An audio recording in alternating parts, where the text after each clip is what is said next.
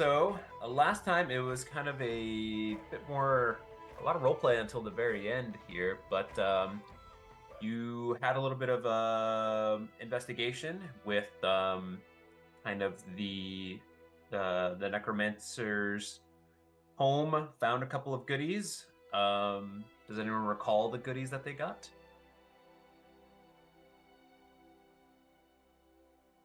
Wow, putting us on the spot. I feel like Oz found some weird paper Yeah, you found some paper for writing spells. You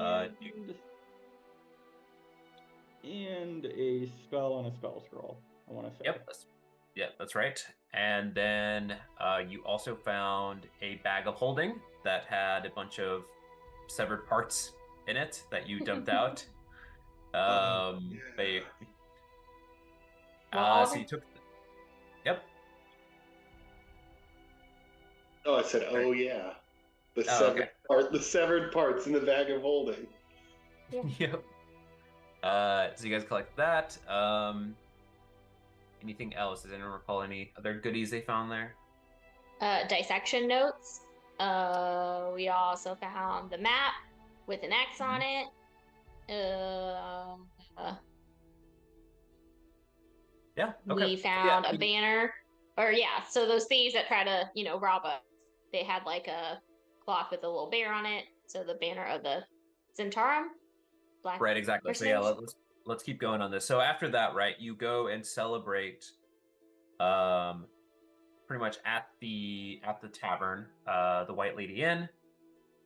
You see this halfling, probably one of my favorite instances of just like he's trying to convince you guys to do this like um seance with him.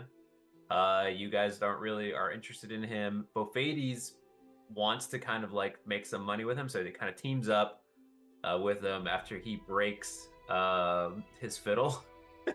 I got the worst series of rolls.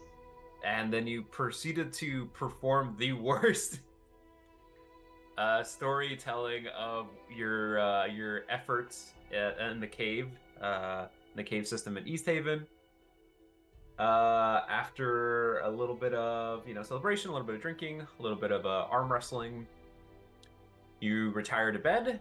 Um, this part cracks me up. I quite wasn't paying attention, just kind of looking up things just to make sure. And somehow you guys conveniently put yourselves in such a way where the cauldron was in the most safeguarded location out of all the rooms, which is just brilliant. And so you get two hooligans try to break in into your room, throw some dust on you. You're able to withstand whatever effects it has.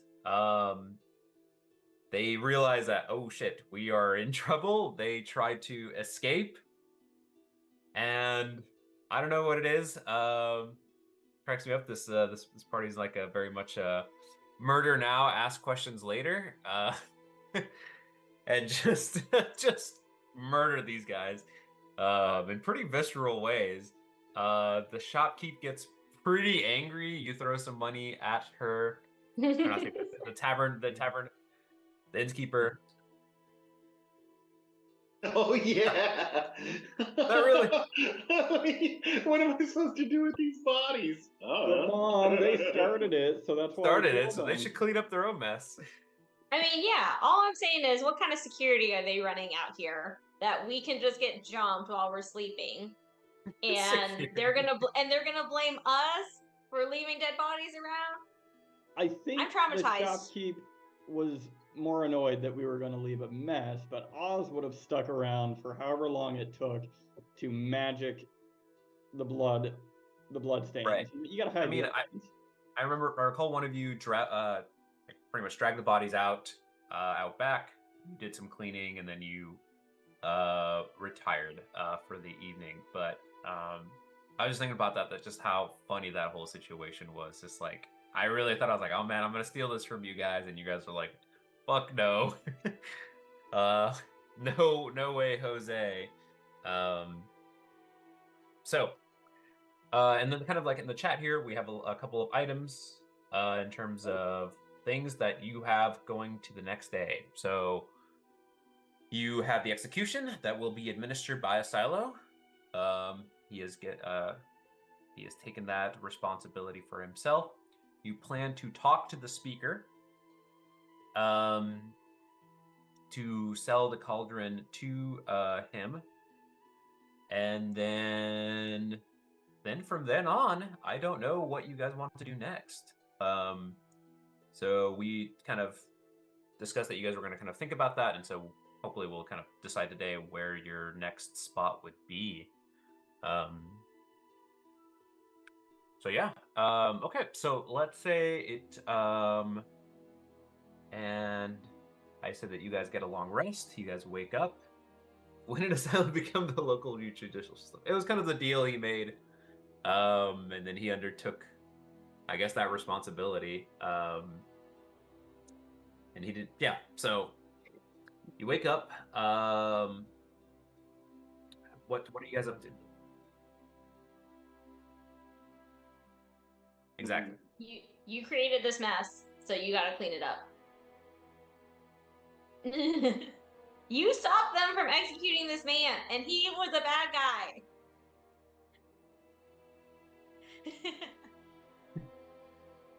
For murdering people.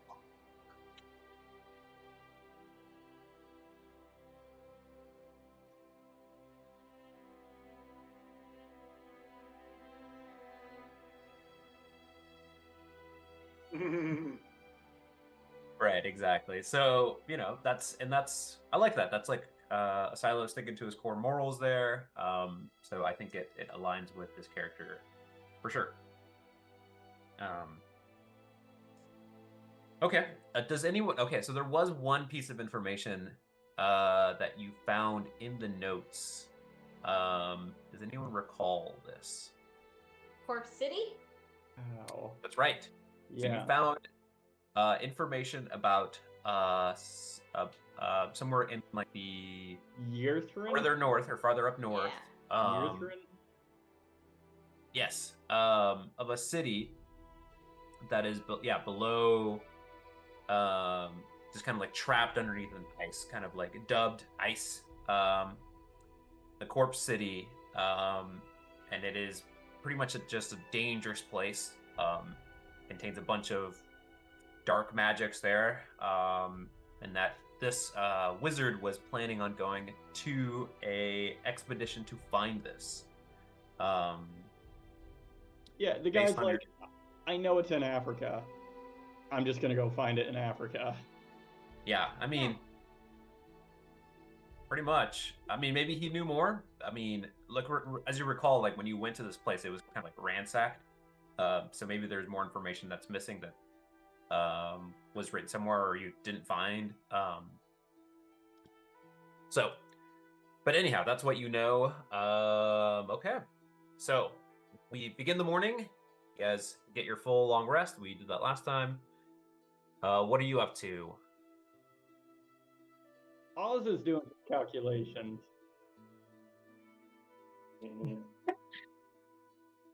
God damn it. All right. Execution.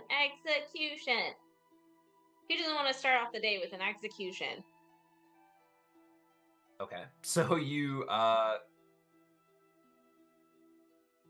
No. This guy's gonna escape somehow.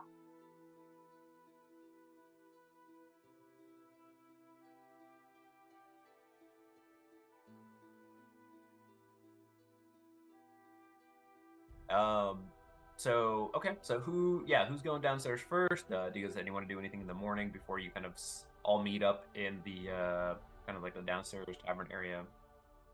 Oz would like to calculate the cubic area of the cauldron.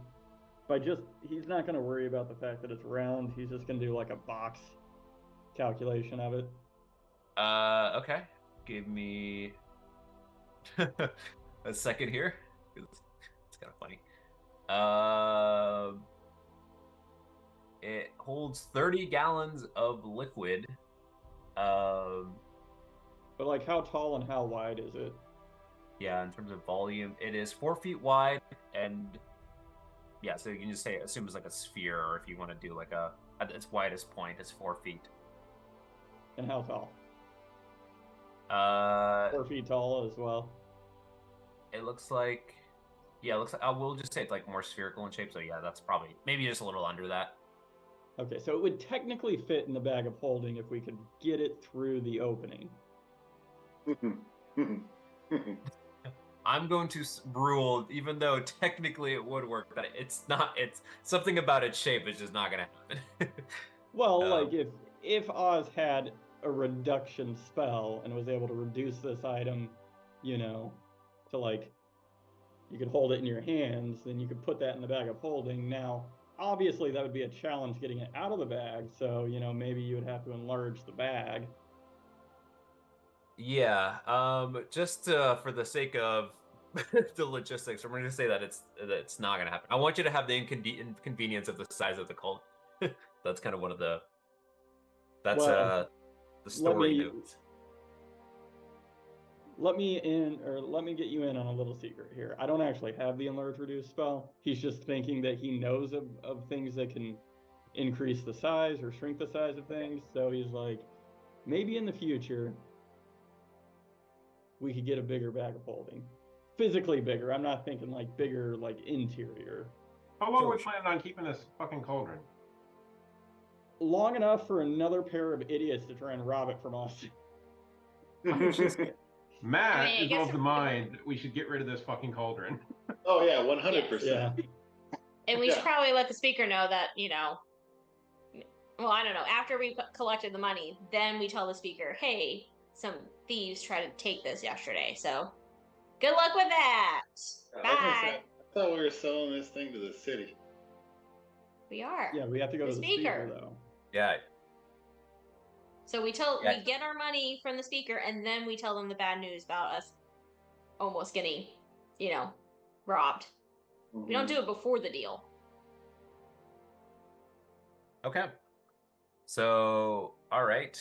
Yeah, so that was the plan. You were going to go meet with the speaker. He was going to give you a price, and then you decide whether you want to accept that price, haggle, or whatever. And then that'll dictate how long you want to keep the cauldron or not. Okay. So we say you all start gathering downstairs, and waiting for you actually is Captain Imdra Arlaga. So she's just like, oh, good morning. Hello. Morning. She kind of looks toward the silo. Well, today is the day. Did you have a time in mind for your act so I can let the townsfolk know? And then the speaker as well. The speaker would like to attend, and then post that he would like to have a conversation with you about the cauldron. I think you recall this? And she's looking at you, Silo, directly. So she's just asking, what time do you want to have the execution, essentially? Do you want to do it as...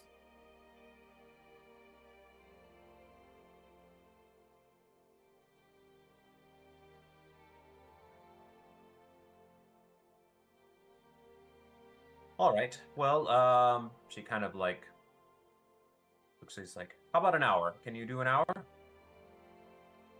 Yep.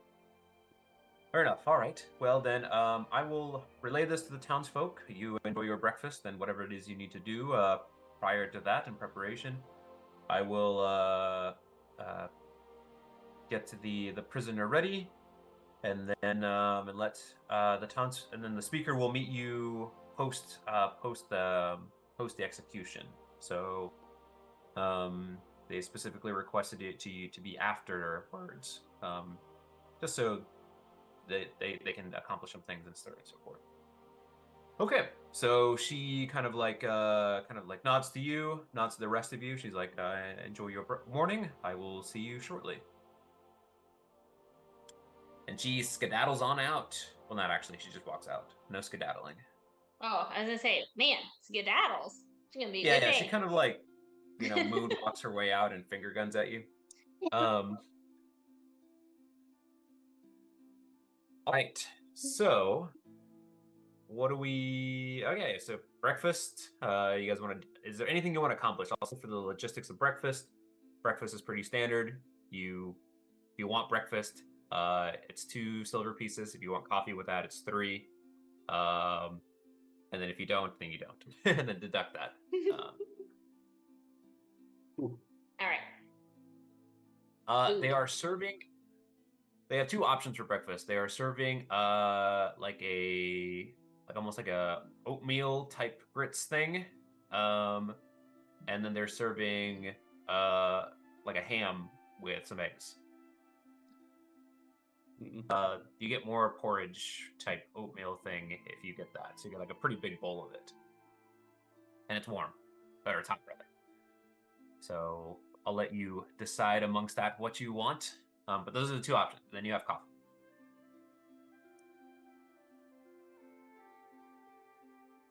Is it like a pour over coffee or? It's the shittest coffee you've ever had. Is it like instant coffee? Yes. Yeah, it's like it's like pretty much just fucking, expired Folgers or whatever. Oz is gonna work on developing like a traveling contraption to make coffee. Just gonna. He sees this. He's just like, I hate this. I need to make it better. Yeah. Okay. I guess I'll talk to the group and ask if they want to consider killing that growl that we heard in the caves, or if we're just gonna leave this town after the execution. I don't really care either way. And just to recall, none of us really knew what that growl was, right? Or I guess maybe only one person heard it. Yeah, it was just 2 people heard it. They couldn't figure out what it was exactly. So it was probably an ice giant's stomach growling because it was hungry. Yeah, I'm good with that explanation. So we can leave this town, let them fend for themselves. Yeah. Is there anything? Yeah. So okay. So yeah, let's kind of like figure this out. Where would you like to go next? Find the treasure. You want to find the treasure? That's kind of like your next objective. I'm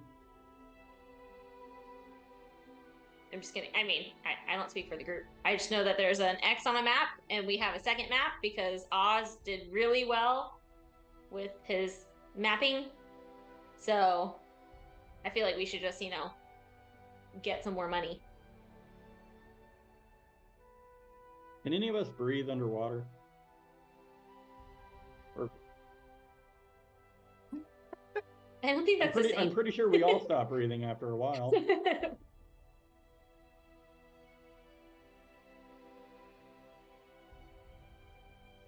Just imagine a silo like every 4 seconds. It's just inhale, exhale.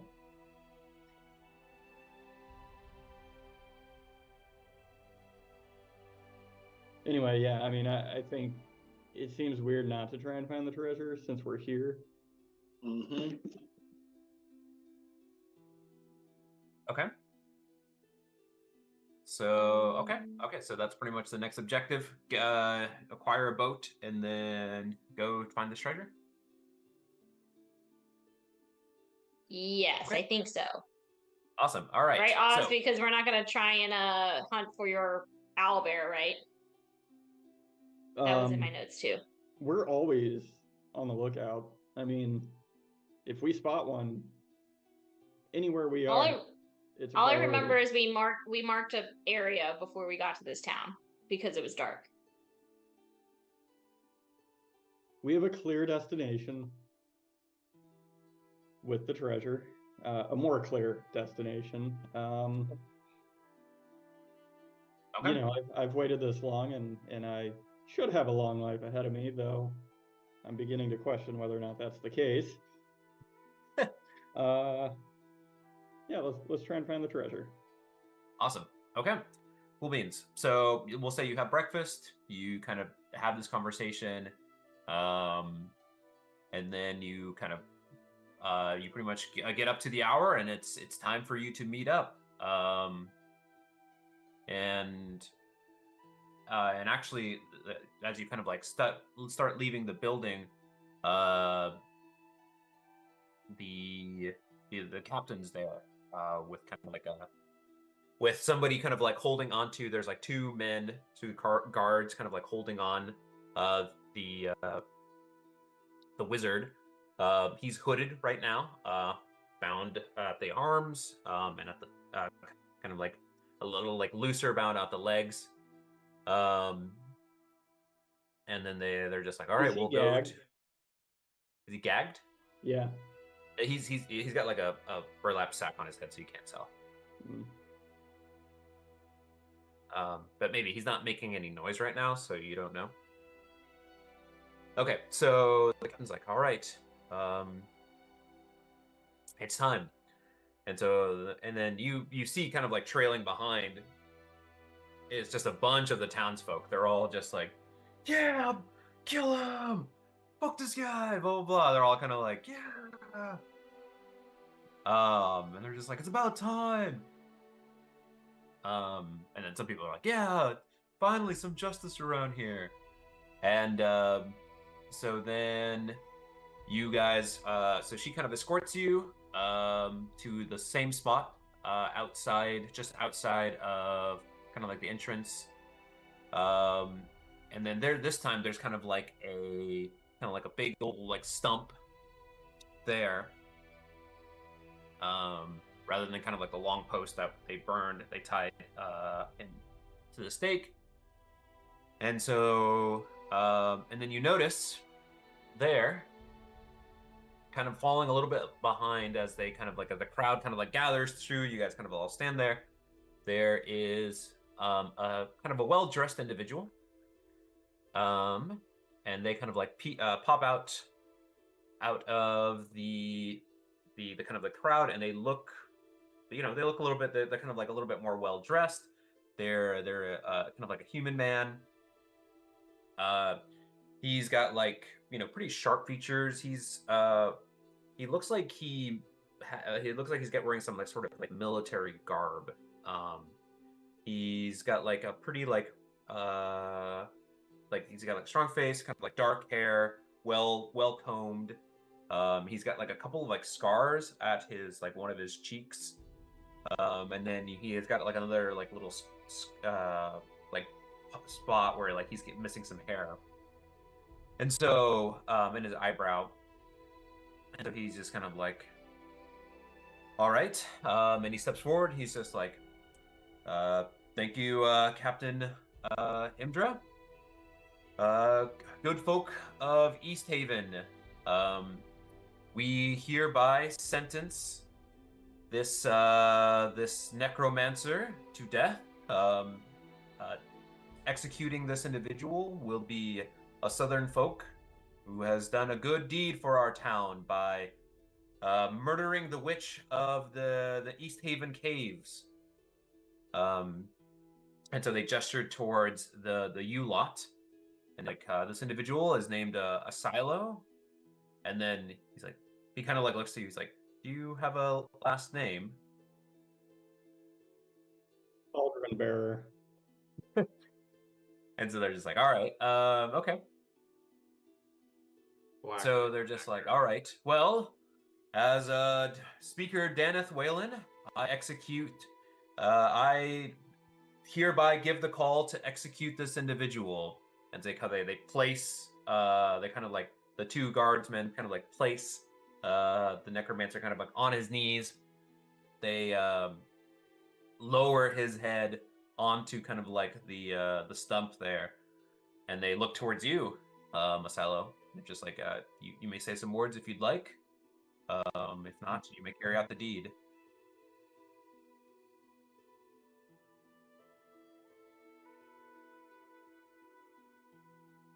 I was gonna say you're gonna smash his head like a watermelon. You notice to the side, yeah, there is like kind of like there is like an axe there actually. You can kind of. Is this clearly the necromancer guy, or is this like, are we dealing with like a bait and switch scenario here? I mean, yeah, you want to give me a perception check? That's pretty. I like that. That's wow. I didn't even think about that, but yes, do it. it's like his. Oh, kill him! Fuck, I should have played a halfling. All right. Yeah, I mean, you're like, seems like the dude we apprehended before.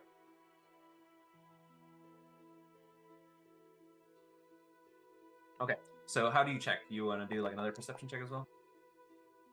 Okay, yeah, it's you kind of like as you approach, yeah, you can tell just kind of like based on the frame. Do you lift the burlap sack just to kind of look as well into it?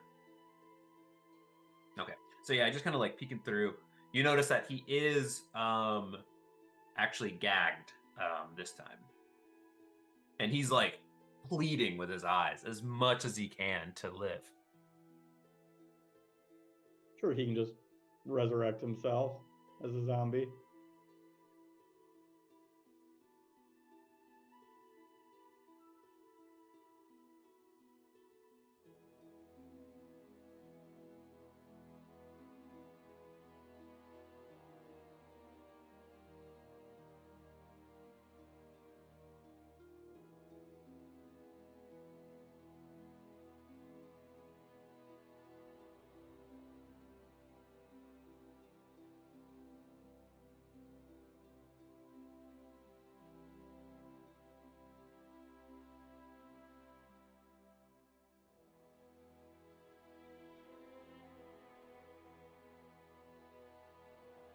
Okay.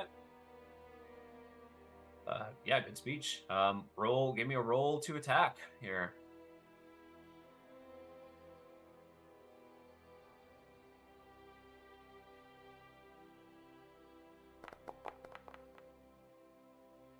Okay. It isn't an axe, so you won't get all the bonuses or whatever, but like still, you do well enough that it's a clean chop. No problem. You just it goes through unimpeded, and then everything's silent for like a split second as the deed is carried out. And then it's followed by our like just cacophony of just like cheers, and people are like, yeah, yeah, fuck that guy, blah blah blah. And everyone's like applauding you and everything. Okay. So then the speaker kind of steps forward and is like, as we do here in the north, we have carried out the justice. Thank you everyone for being here. This is an important part of a gruesome part of being up here in the north, but necessary to keep each other safe. I look to all of you to make sure you keep an eye on your fellow brothers and sisters as we endure the everlasting cold. Please carry on with your day, and Sure to spy on your neighbor. and hope we don't have to meet here soon again. And then the crowd's like, yeah, Speaker Whalen, yeah, Southerners, whatever. And then the crowd's like, slowly start dissipating because they're like, oh shit, we got to go back to work now. But everyone's pretty good, in good spirits, all things considered. You eliminated like a threat of this so-called witch. You carried upon this justice on this necromancer, so you've gotten some pretty good favor with this town so far. So then afterwards, kind of like everyone's kind of like dissipating.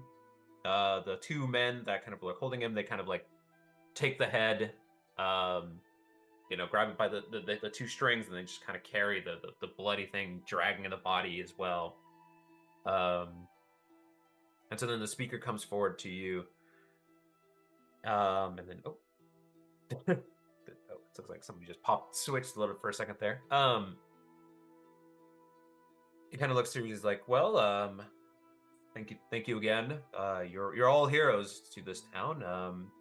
Would you mind joining me in my office, and we could chat more about this proposition that I had the captain here, as she kind of as he gestures towards Imdra, mention to you all." Did we bring the call? I assume we brought the cauldron with us. Yeah, it's like it down. Right, it's like right next to us. Yeah. We'll just like leave it in. if it was a bad chop, it just flies out. Okay. So after a little bit of deliberation, with him, he kind of like takes you back to the kind of like the city building, the town building, and then he kind of like escorts you to his office. And there's a few chairs, but a couple of you will have to stand. There's like 3 chairs in front of his desk there as he sits down. He's like, please, I'm sorry I don't have more chairs here. And so he's just like, well, first things first, as he pulls out a small bag, kind of like a little like sack here. And he's like, this is 100 gold pieces for you. This is for the acts of you and your heroism of this town. This is for your exploits. I'd love to offer you more, but I think you're gonna make some more with this deal potentially that we're about to make. So, kind of scoots that forward to you. So you have 100 gold pieces. You can add to your collective pot there. Oh, I'm just adding 20 to mine. Yeah, just split it among however you want, and then so he's like, well, please tell me about this cauldron. I've heard a couple of different things, but I want to hear it straight from the horses' mouths. Which one of us can sell this cauldron the best? Jimothy, probably. I was gonna say Jimothy. You're up, bud. You're the salesman here. The crowd kind of the group looks to you. Yes, Timothy will. Imagine if you could cure all the hunger of this town just by using this cauldron. Does he seem to know what this thing is, or have we even discussed it with him?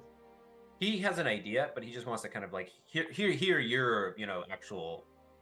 And he's just like, and he kind of nods. He's just like, yes, that's roughly what I've been told. It seems to be some sort of, you put water in it, and then it makes soup or some sort of stew or whatever a few ingredients you can, and you can refresh it, unlimited. That's right. The only one in known existence. Timothy's known existence. And he's like, wow. And you say you found this thing in the cave, the witch's cave. That's right. We appropriated it from great evil. And you're sure it's not evil itself? Of course not. It's a pot. Well, I mean, it's a cauldron, Jimothy. And Jimothy, we fed some to the townspeople yesterday. Well, to the guard. Has anyone checked on that person's health since then? I'm pretty sure it's someone in this room. I think the guard captain probably had. Yeah, we tested it with someone. Of course, it is not evil. It has no ill side effects. Really? And you gain a lot of favor with this individual just by your acts. And so, I'm buying so far most of the things here, and he's just kind of like nodding along. He's just like, I see. Well, it seems to be. I don't want to, put myself in a bind here, but it seems to be priceless. If it's one of a kind, and it'll supply food for the town forever. Priceless is we can still come up with a price. Yeah, I'm going to also elbow Bofades because he was the one who noticed the dancing naked ladies apparently on the side of this cauldron. So, hey, speak up. Do you know anything about this cauldron? Maybe help Jimothy out. Yeah. I mean, I suppose, Bofades can explain how one of a kind this is based on the, art on the side of it and the wiles of the southern satyrs. So okay, so you kind of like, so he's just like, oh, satyrs, is that what you are? It is indeed. Interesting. So there seems to be some history with the with this cauldron. I see. All right. Well, I'll be honest with you. You know, we're a relatively wealthy town, all things considered. But it's hard to put a price on something that's priceless. Oh, it's okay. I did some math for you for convenience. All right, so you have a number in mind. All right, I have something in mind as well. Maybe we can meet somewhere. What do you propose? All right. How many meals can this thing make a day? What did we say, 20? It can make. Blah, blah, blah. So I thought that, yeah, I put in my notes 1,000 gold, but I don't know if that was a medium price or what. I had 1,000 gold. Question Yeah, mark. I feel like we have at least 1,000 based off of the visit with the magic shopkeep. Or we had like 500 to 1,000, but the fact that people are trying to steal it, which out of this conversation, maybe that's a way to drive the price of this thing up. Although I could see it also being a way to go, well, we don't want this because we don't want people trying to steal it. Correct.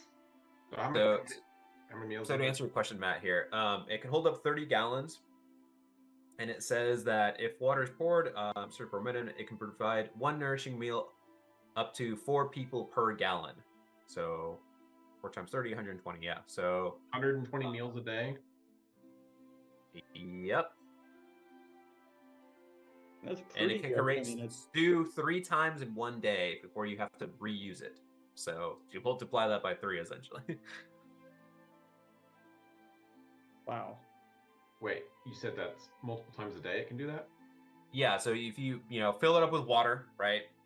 And then drain it all out, feed it, and then fill it up again. You can do that 3 times in one day. By my calculations, this can produce 72 gold worth of meals per day. What value would you place on that? Well, I'm here to make you an offer of 700 gold pieces for this. 10 days worth of food. That does not seem like much of a deal. I understand. It's just we have other expenses, we have other things. Maybe I'd like to provide you with more, but Well, perfect. How about 1,000? 1,000 gold pieces, you say? That's right. And okay, so You will recuperate your costs in 14 days worth of food. Okay, give me a persuasion. You can either roll with advantage or Bofadius can roll with you. Persuasion? Or deception, whatever you prefer, whichever you want to be stronger in. Either way, you did say some lies in there, so. Why not? Man, we should have tried to like rent this out, like Want me to roll with you? up front, and then like every month another $100. So I'm double proficient in deception. Okay, then you can roll that. So you can roll that with advantage.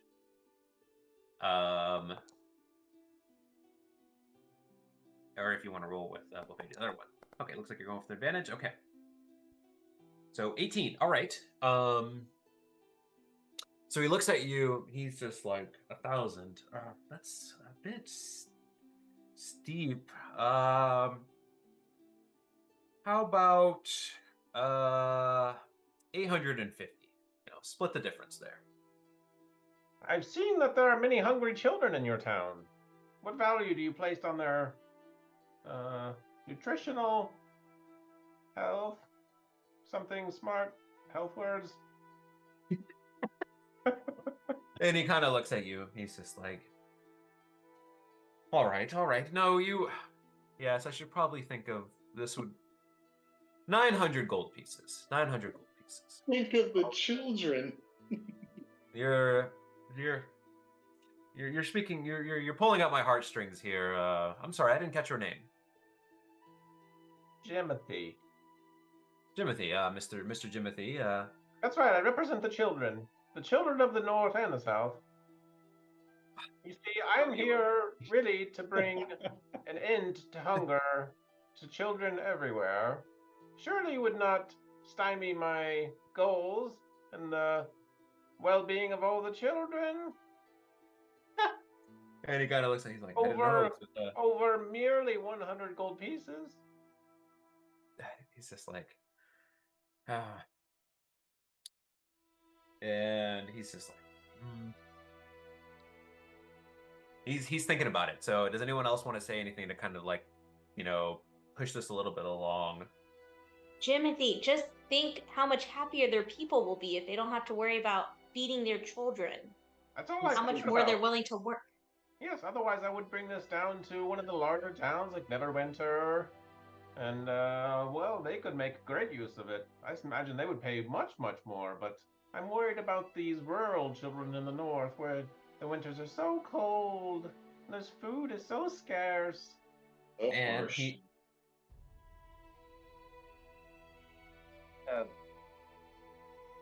yeah, whatever. That doesn't help sell it. And he looks at you and he thinks for a second. Give me a persuasion check. This time, just a sort of persuasion here.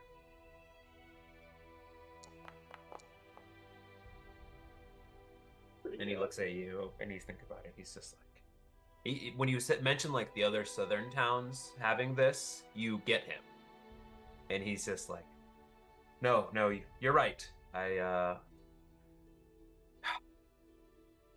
You're speaking sense to me, Mr. Jimothy. All right. You have a deal. It will take me a second here to gather up the gold. But we accept platinum as well. And he kind of looks. He's just like, give me an hour, and I will prepare the gold for you, count it out myself, and Of course, we trust you. We'll go ahead and leave the cauldron here in your custody now. He's like, fuck you guys. If you don't mind, if I have time in the future, I wouldn't mind coming back and studying this item more to see if there's any kind of way to recreate it. I don't think I have time now, but I'm hopeful that you would be open to that, and sometime in the future. And he looks at you and he's just like, oh, but of course. Yeah, I mean, you're the heroes from the south. I have quite yet to figure out. Maybe here, Jimothy, you could help me in, figuring out a way to maybe make a appropriate system at some point for feeding the people of the town with this. And he's just like, but yes, you're more welcome to come back and study this and everything of the sort. And so he calls in. He's just like, Roderick. And so you see kind of like a seems like maybe like his assistant or just something comes. Sort of. He's like, Roderick, would you mind going acquiring the payment plus an additional 300 for the I'm sorry, you're called the Southerners, is that correct? You need to work on that name. You try to gain favor with the North here. It's not good to just immediately be referring yourself as the Southerners. But for the Southerners here, he's like, I propose the owlbear enthusiasts.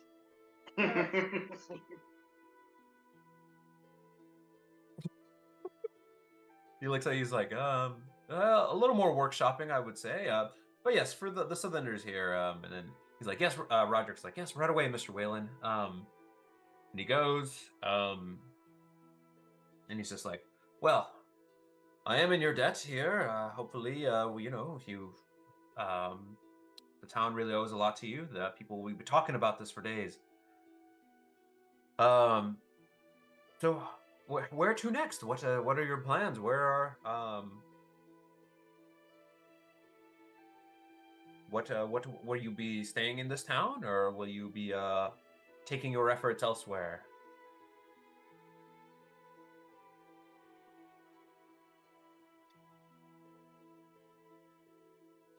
Oh, I didn't really think the Southerners were such philanthropists and people of the world. But maybe my preconceived notions have been misguided. Really, you've never had That's Southern fucking hospitality. News to us as well. Yeah. And so Would he's that be just our like, new name? Southern Hospitality? yeah. It could be. I mean, it's up to you guys. Like, Yeah.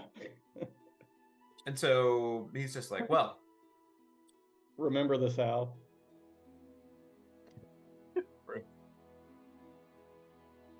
Maybe we And can he's be just like- summer's coming. he's like, how do you like it here? Have you visited much of the 10 towns, or have you been to all of them so far, or are we the first? Ooh, this is awkward. No, of course not. We visited all over 10 towns. You know, we get around, so to speak. Yeah. Except for that one time we got lost. Yes. Oh, it is. It can be quite easy to get lost up here. We lose quite a number of people. Not your children anymore, though, thanks to that cauldron. And he kind of looks at you. He's just like, yes, of course. And he's like, he thinks of you randomly. He's just like, wow, this guy's amazing. What a real charity man. It's all for the kids. And with those rolls, so does Oz. Oz is like, Jimothy is showing a very compassionate side here. Yeah, you guys are like, who is this man? You all think you knew Jimothy. You did not know the real Jimothy. Okay, so I guess for kind of the purposes, did you want to ask him anything about anything before he? If not, we'll just time goes by, the money comes back, and you guys can make your way. Does he know of any owlbear kind of locations? And he kind of looks at you. He's just like, I don't particularly go out searching them out, but there have been spottings around here, of course. If I showed you a map, would you be able to point on the map where those spottings took place? I'm sorry, I don't do the hunting myself, or kind of the or not really the hunting, but more of just like, keeping tabs on those things. I wouldn't be of much help with that. Is there anyone in town who you would recommend? Oh, no, not anyone that comes to mind, unfortunately.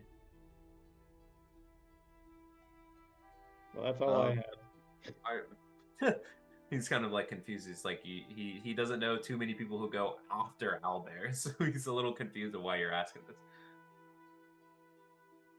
Okay. Well, probably time that we get going. We'll be back for that gold in short order. So actually, you kind of like kill enough time, and actually Roger comes by relatively quickly. And he comes in with this kind of like little like chest. And he's just like, all right, Mr. Wayland, I believe this is 1,000 gold pieces. Counted it myself. And he kind of like sets the chest on the desk, and he like opens it up, and then you see 1,000 gold pieces.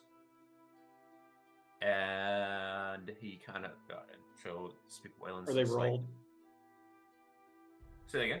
Are they rolled like quarters? Yeah. So it's relatively large. I mean, it's actually sorted relatively decently at the kind of like the top. So And he kind of looks. The speaker's just kind of like, "All right, a deal is a deal. Here's your coin. It's. I'll be honest with you, it's a little bit difficult to part with this kind of money, but it'll be good for the town." Yes, think of the children. Right. The children. Is there anything I should know? Instructions for this cauldron or anything like that? Is it really just pour water? Well, we probably should be going now, so well, I mean, you just have to put water in here, and you can put snow, which will melt into water, into here, and then you add basically the core that you want the soup to be. So if you throw a little bit of chicken in there, then it will take on the properties of what you put in. Oh, interesting. So we'll need like some sort of starting or something. Just but a if a small little chicken and a lot of chicken will come out. Yeah, I see. yes. Or All right. fish. I mean, you are on the lake, so.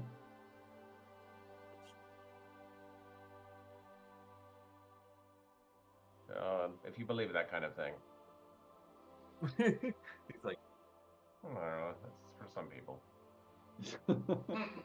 he kind of looks at the two of you. He's just The like, cornucopia. all right, sure. He's like, well, I suppose you're probably ready, anxious to go. Thank you again. This is and he kind of like stands up and he shakes your hand, Timothy. Do you shake his hand? Of course. And so he's just like, thank you, everyone. You please, if you feel like spending that coin, spend it here. The local economy could use it. It will get a boost from, the food you're going to be saving by paying, feeding the children. Right. You've said that before. And and after this how is a many hot repetitions of that? it is a hot commodity, so make sure to protect it. Yes. Some people might be, I don't know, thinking they can take it for themselves. Just remember. Yes, like the local taverns when you put them out of business. All right, now we're off. See you later. You didn't quite hear that last bit. It's almost like you said that like trailing off as you're walking out. Yes. And he's just like, I'm sorry, what? And he's like, all right, best of luck. As you leave the speakers hall, and you're kind of back outside, and you are -1 cauldron plus 1,000 gold pieces. Divided that. No, take my 200. Woo. It's never been so wealthy. He doesn't know what to do with this. Right. Well done. That was awesome. Okay.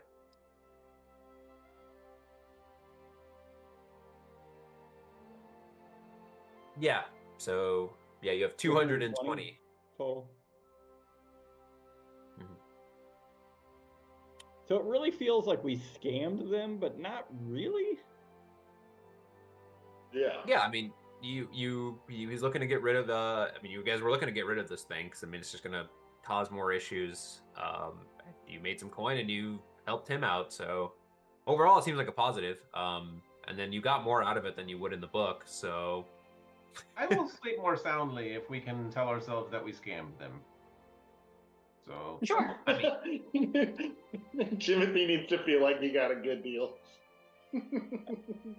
I mean, yeah, I mean you you pretty much went from 700 to 1,000 with just pulling at his heartstrings. yes, well, let's just be honest. It wasn't about the gold. It was about the children. Yeah, after like 5 more repetitions of that phrase, I bet he turns from like, okay, what's going on here? Yeah, he was a little Or- more. Or he's trying to think, are there really that many children in our town? I think there's only like 5. Yeah, we have like 5 kids. What did I just do? The rest of them have all died of starvation. Yeah. You hear him like inside the building. He's just like, "What? There's no children in this town?"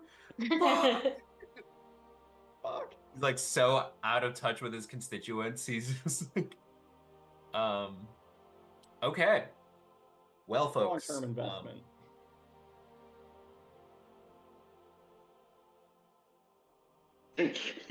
Somebody's getting some blade on their way out.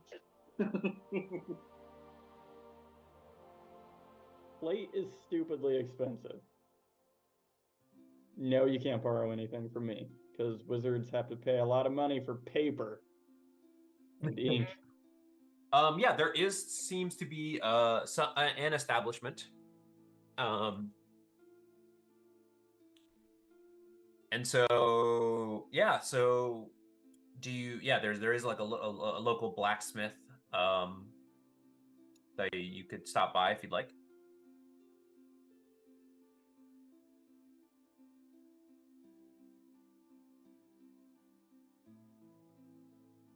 Okay. So you go in. Let me roll a die here to see if that may exist. Let's see here. Let's say this.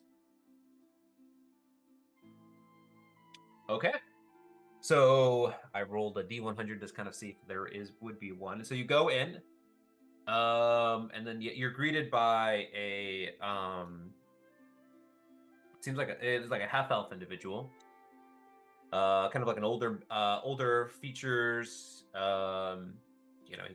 He's working. He's just like, oh, what can I do for you?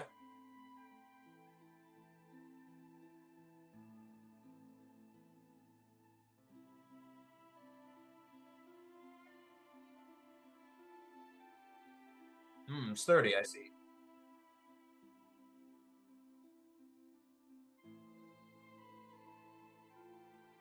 Split here. You know what? We actually may have something here. Just one second. He kind of like goes and he's got like he doesn't have a lot of stuff on display. He's got like a lot of like closets. It's like large like cabinets and stuff. And he starts kind of like opening some of them up, and you kind of look like he's got some kind of like different armors he opens up.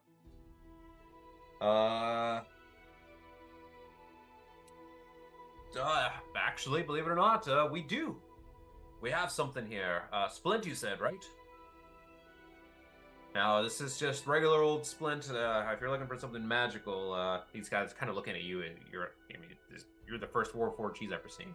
So he's just like, I don't know if it's just armor, my friend. Is that all right?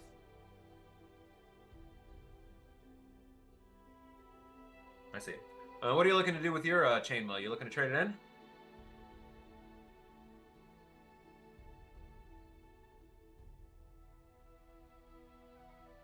in? All right. Okay. So he's just like, and so let me look up how much Splint is. Do you have that on front of you, by the way? 200 gold. So he looks at you. He's just like, yeah, look, yeah, that'll be about 200 gold pieces. The Splint here, if you're gonna sell it at cost there.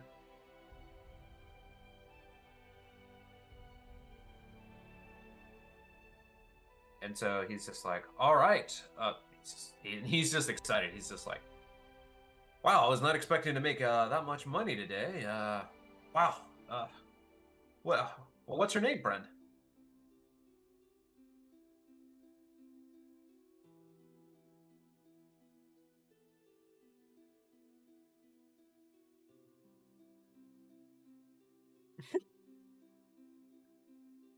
Oh.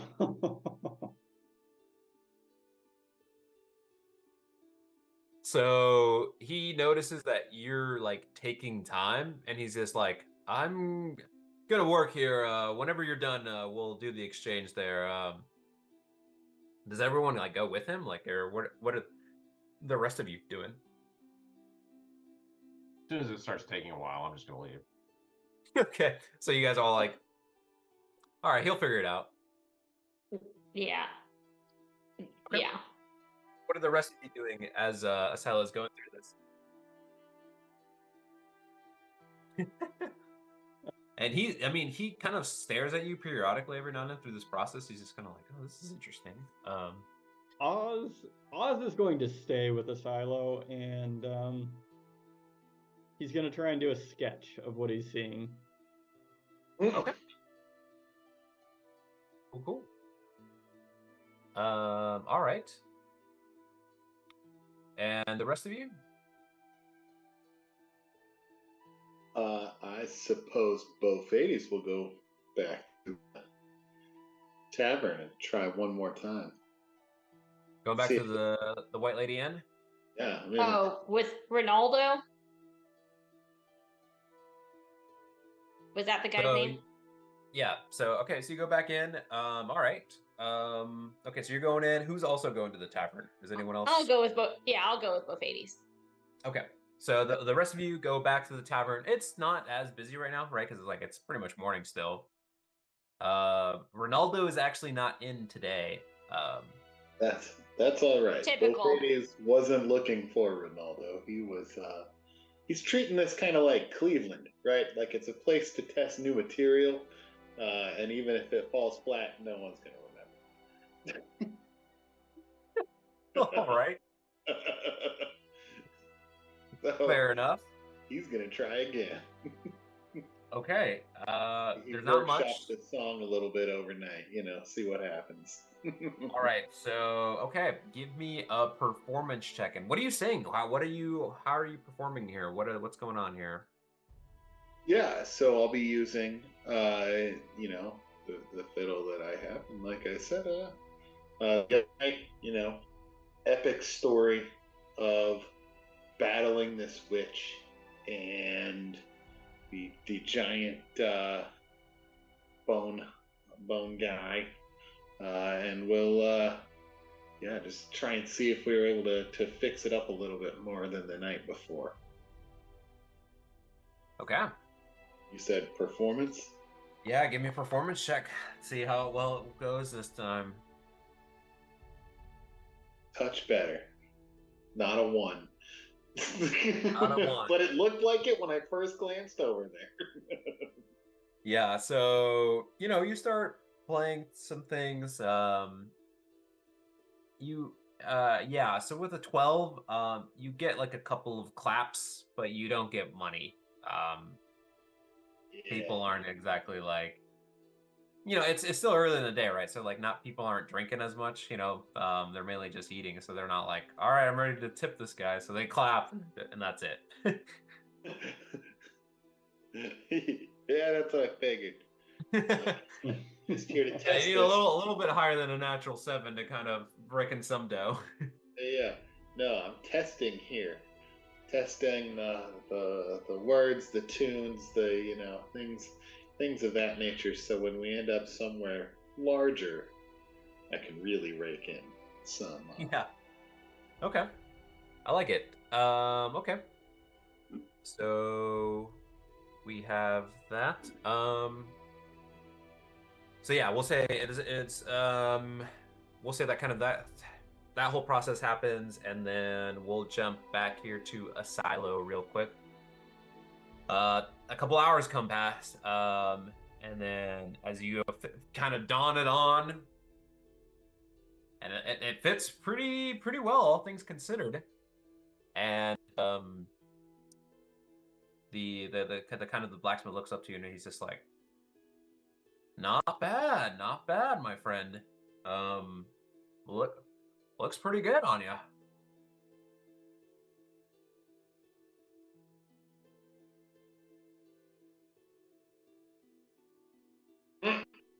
Right.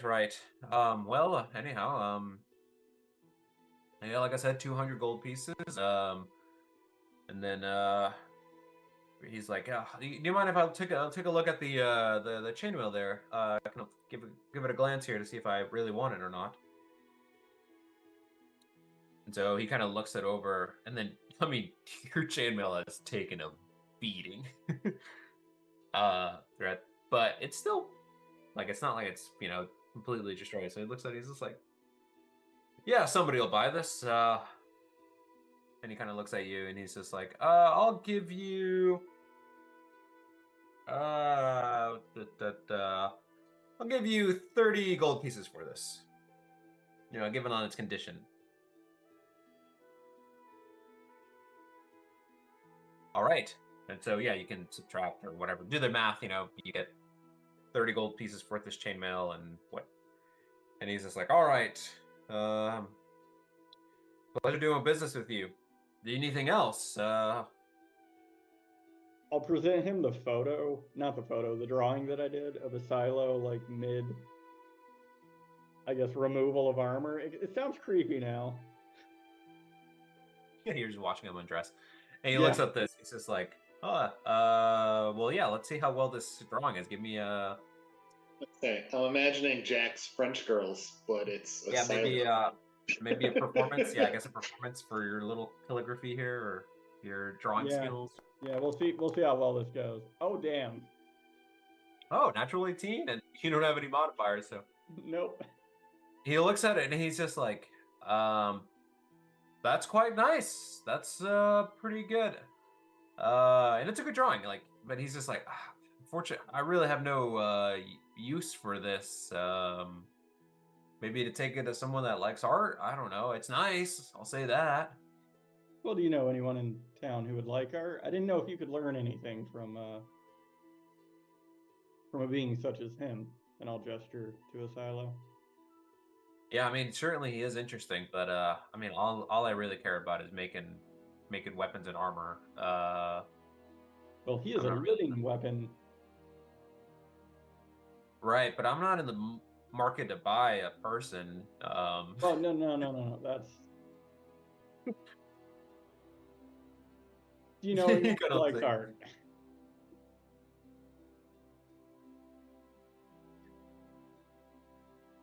He's just like, all right. Ah, my neck, that hurts. So he looks at you. All right, well, you folk have a good day. Take that silver. And so he's just kind of like, all right, and then he kind of gets back to work, and then you guys head on out, I'm assuming. Okay, so we'll say with that, you go meet up with the rest of the gang. Bofades has done a performance. You kind of come in and like catch maybe the tail end of it, and it's definitely better. It sounds in tune at the very least. It's not wowing you or anything like that, but you're like, all right, this is, actually music. Slowly but surely. Slowly but surely, yeah. I mean, you've had some good performances in some of the other towns, but something about East Haven is just hasn't brought any in the dough. Okay, so it's about midday now. Considering the time to speak with him, the execution, the donning of the armor, and everything like this. So you got about a half day to start heading out. Acquiring a boat or something, or if you want to go search for this treasure. What are you doing? How are you getting out there?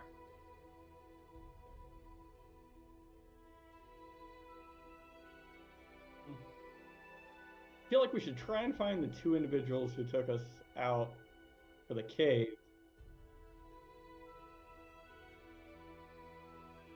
Okay.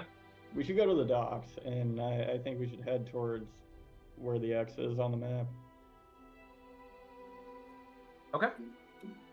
So yeah, let's kind of like go to this little dock scene here just for I think it's fun. So yeah, you head back to the docks. And so yeah, there seems to be it's the middle of the day, so a lot of the boats are already out. They're trying to go catch whatever. There is if you let's see here. Actually, let's see if there's actually a boat out here.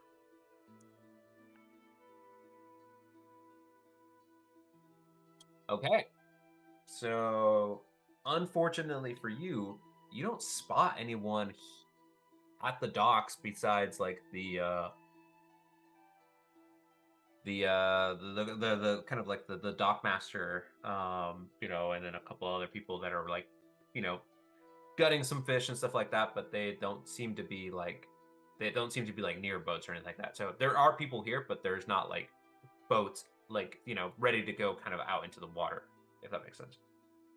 So if you want to go talk to some of the fishermen that are present, you can do that.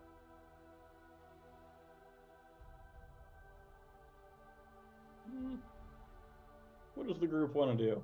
Do we want to try and get a boat today and head to find the treasure on the map that we found, or come back first thing in the morning?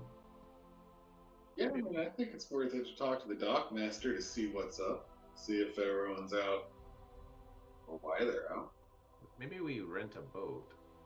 And yeah, I don't know potentially. that I want to bring guests along in case we find something. They might feel entitled to what we find because they took us out there. Fair.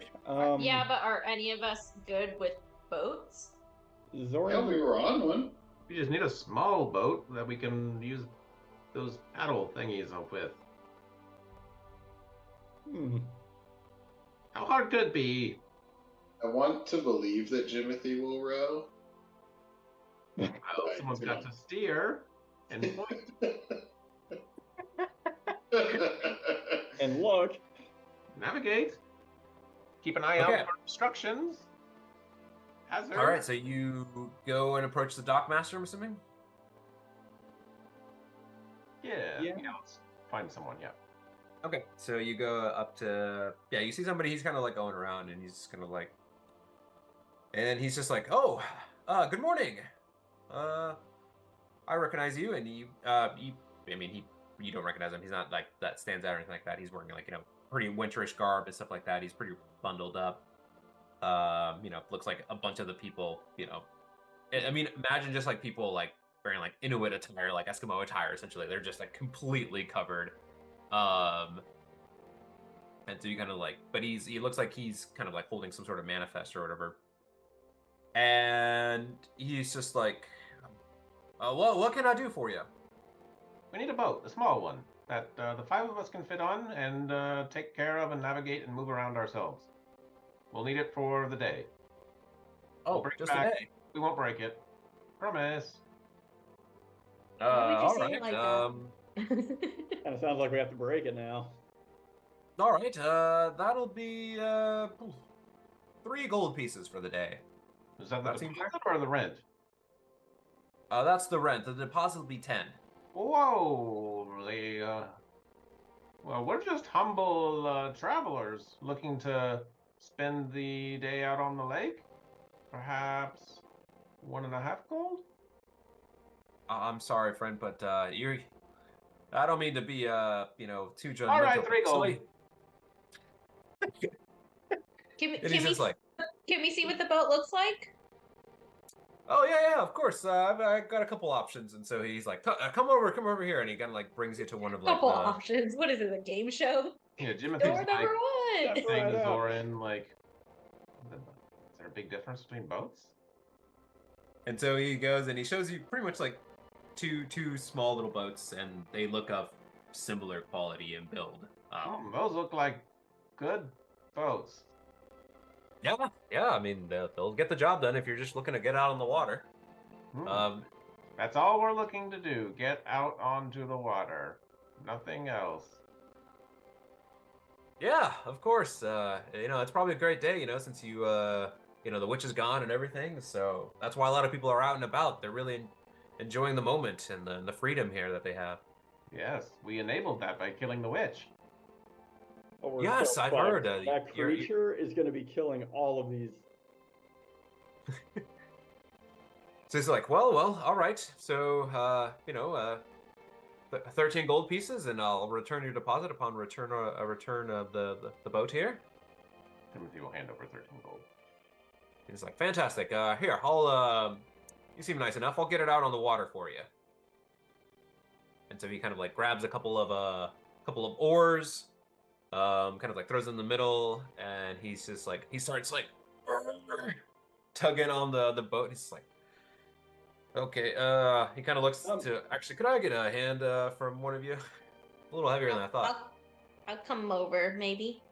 Oz is going to get into the boat while it's on land and not like.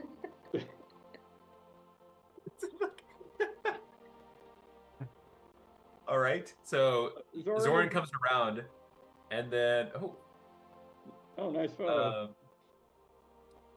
No worries. And then you notice that Oz just kind of hops in, And the guy's like, I'm sorry. Can you wait till we get her onto the water? Right. That water is real cold though, right? So if someone were to like slip and fall into it, like it's gonna. It's freezing, my friend. The fact that it isn't ice over right now is shocking to me. The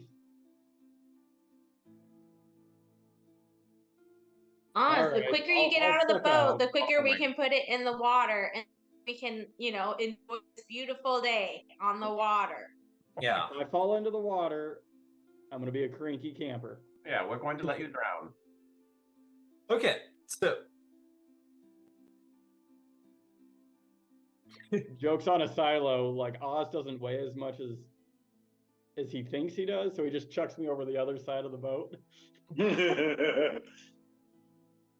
And so yeah, then you and Zoran and the dockmaster here, he kind of like, you guys both take the boat, the kind of like the largest canoe out, put it onto the water, and he kind of looks at you. He's just like, all right, that should be enough oars for all of you. He's just like, did you want to rent any poles or anything like that? You doing some fishing? How much is renting poles? Oh, poles are cheap, my friend. It'll be I don't know, just a gold for a pair. How about that? Wow. No, that's okay. We'll just use our hands, like we do in the South. Do you have a net? Oh, we do. Yeah. What are you catching? Some knucklehead trout or something? Yes, that. Yeah. All right.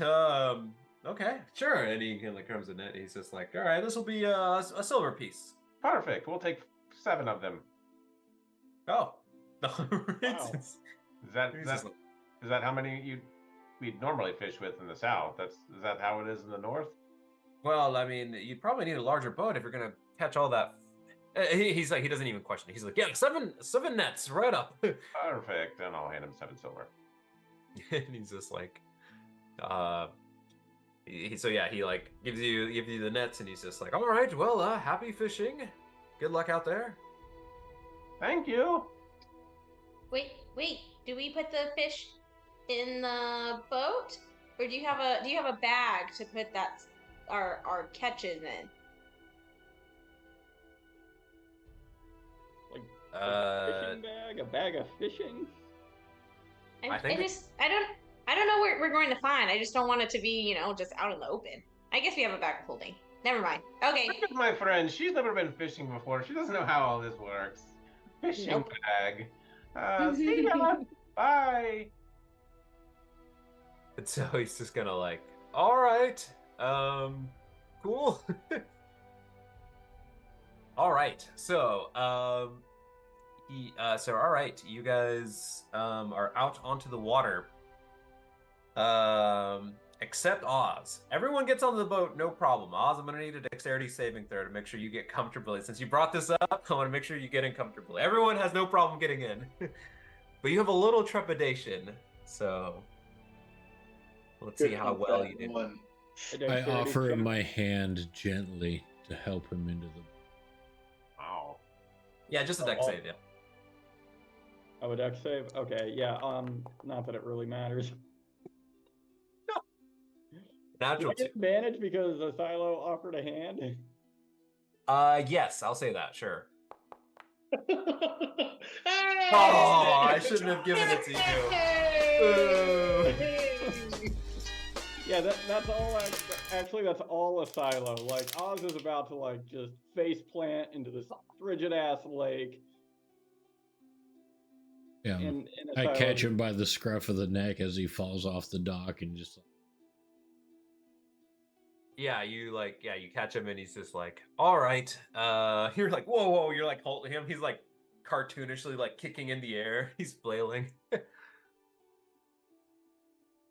Okay. I get into the boat and I'm like, I think that went well.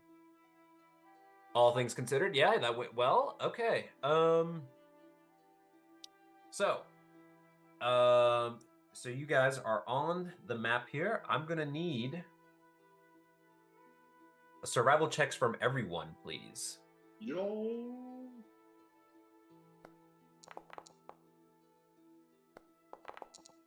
Wow.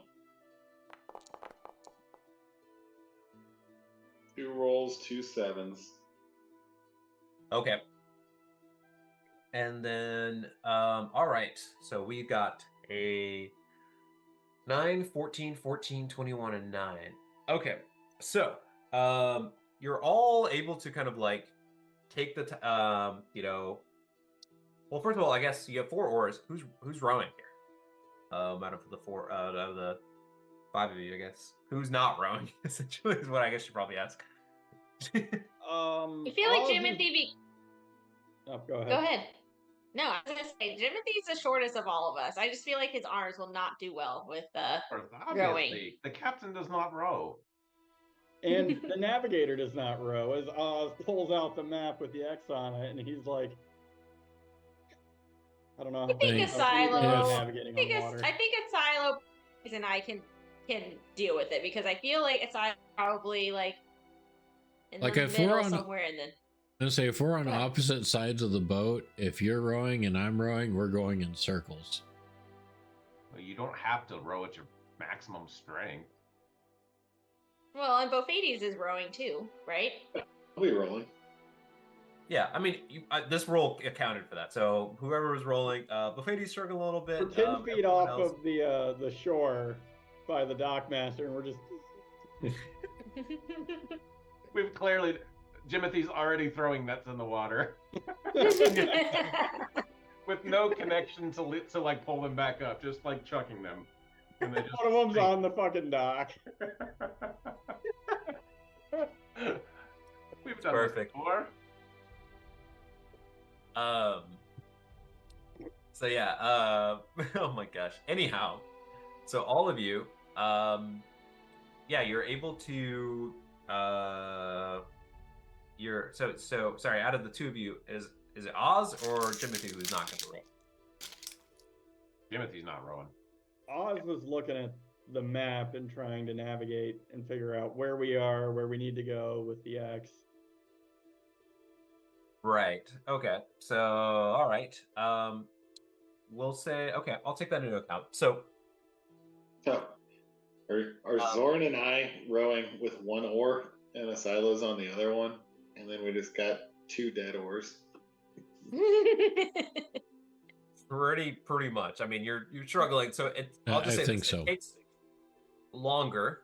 So you travel on the water, and let me check something here. How many hours it's going to take for you guys to get out there? Jimothy's how wide is this Morgan in the boat? front. How wide is this boat? Yeah. Like, is this boat, like, I guess these are probably separate oars. It's not like a longboat style where you're, Right, rowing. no, it's not. Yeah. So Okay. it's like, it's enough for you. It's like kind of like 2 on a side, essentially. Gotcha. Or 2 on like a little like plank or whatever seat. So it takes you. So you're on the water for about 3 hours. And I'm gonna need everyone to give me a Constitution saving throw, please. As you're you're on the water. You're facing all these winds. There's nothing, no rocks or anything covering from you as you endure the cold out here. So I'll say that well, this lake is way bigger than I thought it was. I thought this was like 1/20th the size of Clinton Lake. Like I thought this was a relatively small lake. So you're saying this place is like huge and it's going to take us hours to row across? It's pretty large, yeah, actually. Okay, then I would probably make some effort to assist at some point once I realize, like, oh, this is going to take a while. I mean, it's part of the time is like trying to figure out it's like you're not like rowing consistently the entire time. You're kind of like looking at the map and Of course.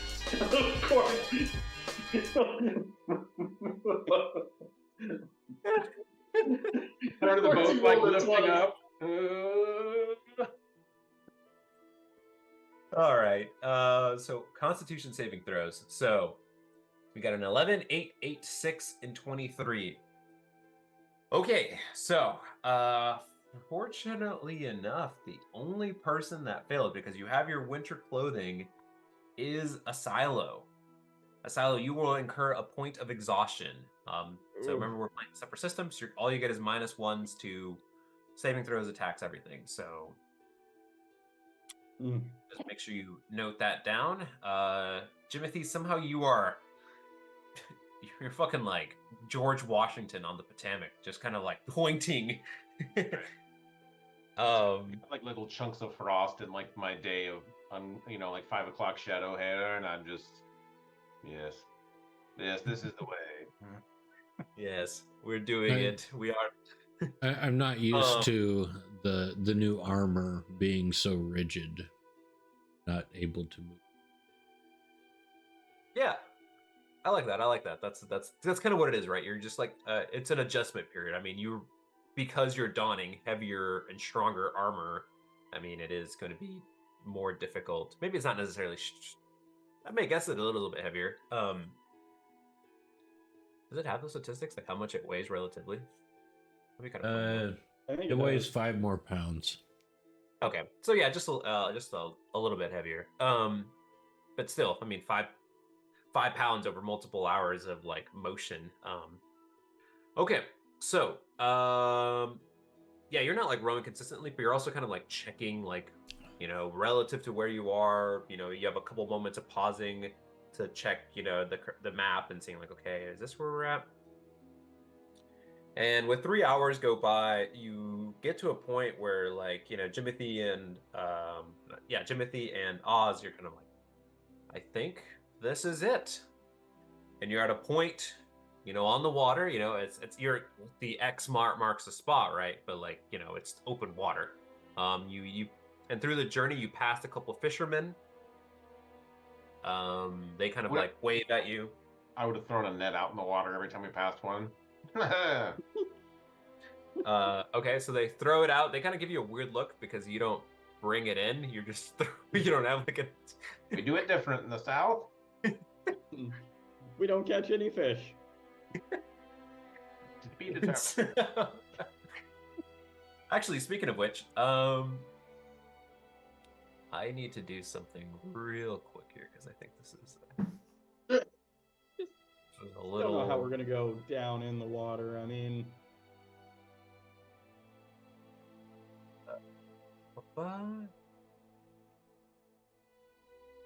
Asilo has a ring of swimming, so maybe he can go down there. it's not the water though; it's the cold. And then I'm going to need everyone to roll perception checks, please, as you're also traversing out, seeing if, what else you spot out there. But I want to do something real quick here because I think it's fun. Actually, we're going to use this lake scene again because I think it's fun. Pretend you're on a boat here, but you're about back out onto the water. Or put you on this piece of land here, but you're actually on the water on a boat. I had a dinghy here, but I think I deleted it before. So okay, so we got perception. Well, Hades, did you roll? Oh, no. Perception check. I clicked on it. But... 9, 23, and 21. Okay. All right. So you get to a couple points where you're seeing a couple fishermen. They're like, they got, some of them got like poles and stuff like that. Some of them are like pulling in, some nets. And then at some point, as you're kind of like getting to the spot, you're approaching, all of you except Silo and Oz see a fish jump out the water, and it's like coming. It's gonna like coming like almost like reeling towards a Silo's head. You guys can have an instant there to kind of react as this fish is like, it's like about a 40-pound fish, big old fish, is flying towards a Silo's head. We're about to find out why knucklehead trout are called that. I mean, I guess I have a spear, so maybe I can. Well, if it's coming to his head, I don't want to miss. I don't know. Could I just try and punch it? I guess I don't know. I'm just trying to swat it. Roll the punch. God damn. You don't want to catch it? Isn't that just an unarmed attack? You want to try to catch it, Buffades? I mean, yeah. Sorry, I don't know. I don't hear what you said. You said something. I don't know. I said, Zoran, you don't want to try and catch it? Oh, okay, Zoran. Why are you trying to punch it? All right, Zoran, give me an unarmed attack roll. I don't know what to do. Do I just roll for just an attack? That's it? Add an unarmed strike. Just roll an attack roll with your normal weapon, and then you can take the damage off of it. And Yeah.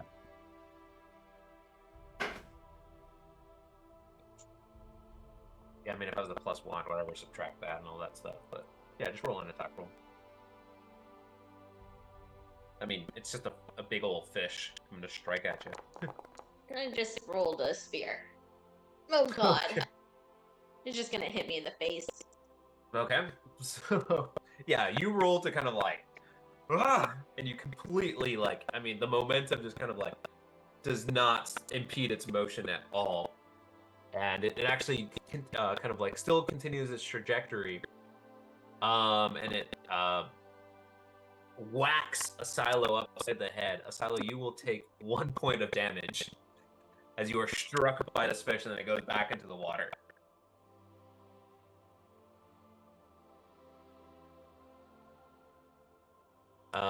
So with that, so yeah, at that point, you know, and this happens a couple of different times. That you see like these knucklehead trout kind of like jumping out. They don't like, some of them don't make the same trajectory, and then they go back into the water. And this happens to be a handful of times. And then going back, you get to your spot. And you are, yeah, you're on the, where X marks the spot on the map. So what are you doing? How are you going to retrieve said treasure?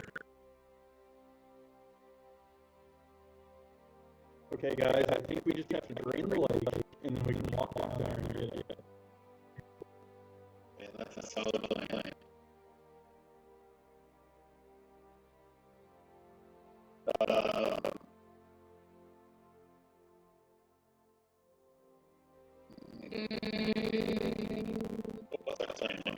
So we have arrived on site. Yeah, you're on site. And do we know how deep this lake is? I will say that it is very, very deep. Very deep. Go ahead. I'm just gonna throw one of the tents in and see if like it keeps going when I run out of rope to let it out. And then if it does, I'll just stop and pull back up. Okay. So you go and you're just gonna like, it has quite a bit. It's got like, you know, like 30-ish feet of rope, and it just you get to the point where like, oh shit, this is pretty deep. So it's more than 50 feet. You could probably gather that at the point where you're at anyway. I'm thinking we just tie a rope around the silo and heave him overboard. You don't have to heave me doesn't need- overboard. I can just walk off the boat. Well, you haven't been doing anything else so well today, so maybe we just take care of that for you. I mean, how many? tie something around him, at least. How much rope do we have? Can we tie our bits of rope together and maybe a heavier object to try and get a sense of how deep the lake is at this point? Rope. I've got some rope on me that I've never used, so I'm willing to use it for this. I have 50 feet. I got 50 feet of hempen rope. Yep. I've got 100 feet. Rope. Does this boat come with any We got some nets. rope? Yeah, you have nets and stuff. Yeah, we could Okay. tie some nets together and maybe like. Are there like pulley blocks that we can make sure to be able to hoist up this silo when we need to. won't be as heavy on the Unfortunately, bottom. not. It is Not that size of boat. not that size of boat. So it's gonna I'm be sure- a I'm little sure bit. we could pull it back up. It wouldn't be that hard. Okay. Especially since he won't be as heavy in the water. The water is going to help us a little bit. So you take the time, and then you figure it out, and you figure out it's like about 100 feet deep where you're at. Maybe tie together 3 ropes, so he's got a little room to roam around down there. 2 ropes Yeah, and the why don't- net rope. It's like 130. Yeah, put the net on the end, so if you find anything, you can wrap it up. Yeah, why don't we spend some time tying these ropes together so we don't want them to come undone. Let's do 2 ropes. We put together 1 rope for a silo, and then another rope with a net on the end that he can wrap around the old pirate booty that we might find. Yeah, I think we've got enough rope to do that. Yeah. Okay. Yeah. Maybe let's very slowly and methodically, while watching each other, tie some very careful knots to make sure we're tying them Yes. very well. Okay, Yes, who's doing I want to these use knot an tying? old edition feature of taking 10 or 20 rounds to do this, which is an N5e, but which one of us is the best at tying knots? Because I'll cast a spell on them. Yeah, they incorporated some of that like Pathfinder, but yeah, they kind of taking 20 or something like that, or taking 10. I wish 5e had something like that, because it seems like, look, we spent 20 rounds tying this freaking rope together. I was gonna say, what do we? Yeah. I'm not great at tying knots. If it's survival, I have a +2. That's think- where I'm at. 1. That's Zor, where- you seem like you're good at not tying. Okay, not that great. Let's go ranging. I say we have Zoran tie them. She seems good at this kind of thing. Yup. I'll help you. Okay. Then I will cast Owl's Wisdom on Zoran. Okay. Enhance ability, Owl's Wisdom. And I'll just think on this spell for the next hour as we tie these knots.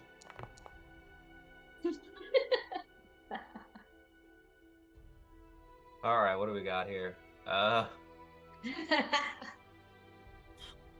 Weapons not All right, you have a knot. You take the time, and you have it. All right. Who is going in? A silo is. Okay, I'm assuming it's dark down there. It will be dark down there. Who has the goggles that lets them see it in the dark? And may I borrow them? Yeah. I can. That would be Bofades. I can give those to you. Okay, I would much appreciate that. Okay. Yeah. For the sake of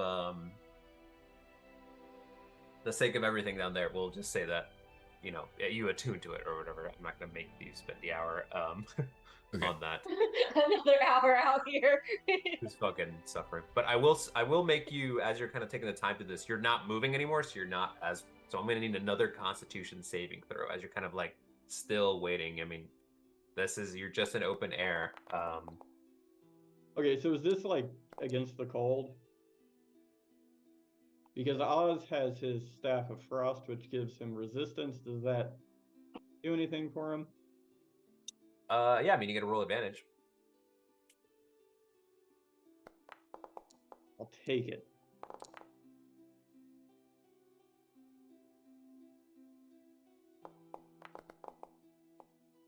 Okay, so it looks like Buffettes, it looks like your roll's missing. Oh gosh, I'm sorry. Oh, good. And if you could roll another 20, that'd be great, because, like, we have 3 20s right now and a 5. Jimothy, I don't know what you're doing. Just kidding. I mean, a 16's pretty good. I mean, I rolled a natural 20 last time. Now I rolled a 5, so it's like my body doesn't know how to react.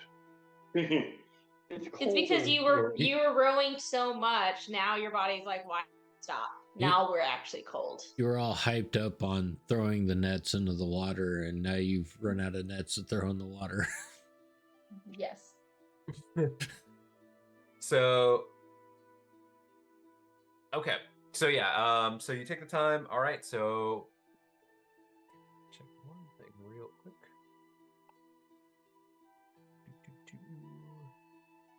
It was nice knowing you, Asilo.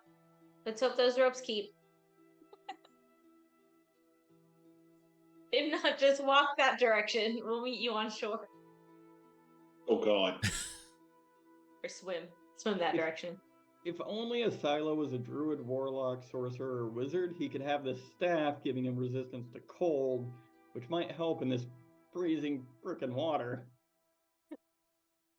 Yeah, so, okay, so based on these rolls, it looks like, Jimothy, you incur a point of exhaustion, unfortunately. Everyone else was able to kind of withstand. All right, Asilo, you are about to submerge yourself. Mm-hmm. I'm going to move you onto the water over here, just for the sake of everything. Okay. So, you go down and you start plummeting. And, you get to the point, you see a couple knucklehead trout kind of like swim towards you, and then kind of like, they look at you and they kind of like, oh shit, this guy looks kind of intimidating, and they swim away. And they keep going deeper and deeper. And then it doesn't take very long. I mean, it's only 100 feet deep, but you kind of get to a point where you start seeing like some of the underwater, see some rocks, some like a bunch of like seaweed and kelp and stuff towards the bottom.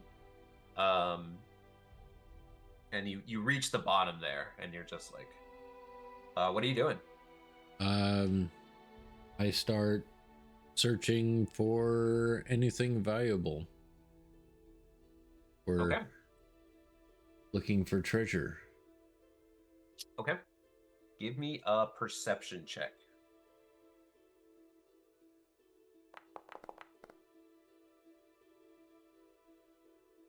Okay.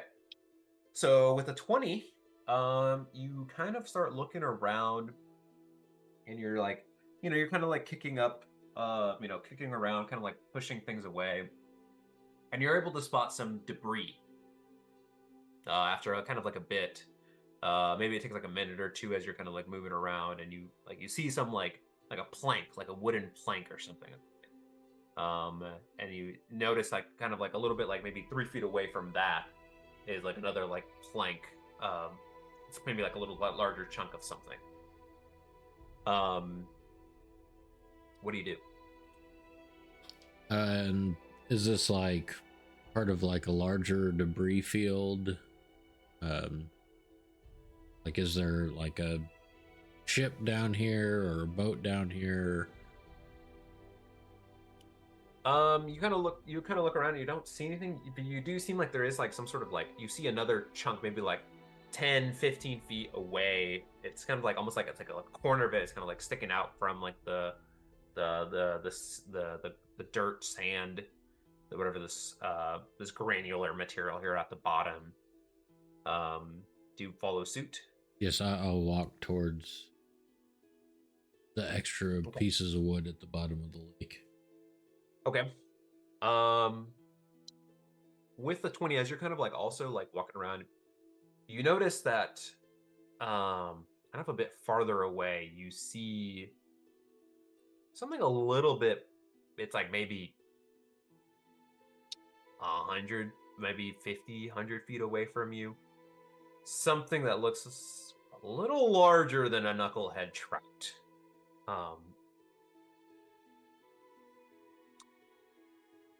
And when I say a little larger, a bit larger than the knucklehead trout. It's not moving towards you. In fact, it's kind of like swimming away from you. But you do notice kind of like quickly, like it like dashes away. But you do notice that something's out there. Okay, I will, just out of curiosity, use a divine sense. If there's anything undead, celestial fiend within 60 feet of me. It does not have that trait, or you don't get that ping from it. So at the very least, you can, I guess, rest easy that it's not that. But I can't clearly tell what it is. Is it like fish, or have pinchers or tentacles, or? Yeah, it was a little bit too far to kind of tell what it was. It was just a little bit larger. It didn't seem like to have like quite the fish like characteristic to it. But that's all I could say. It didn't quite look like a fish. It definitely didn't look like a knucklehead trout, that's for sure. Well, I will continue searching the debris I find at the bottom of the lake. Okay. So after a little bit more time, you come across kind of like a larger chunk. It's almost like the side of a boat or something like that. It's like about maybe like 10 by 6 feet or something like that. This large a piece of chunk. It's it's got jagged marks and stuff like that. But yeah. Yeah, it's kind of like laid out, like it's like partially buried, partially it's sticking out. What you doing there? I will search the wreckage and see if I can find anything of value. Okay. All right. So you kind of like, oh yeah, give me another perception check to see, or investigation check to see if there's anything of value here.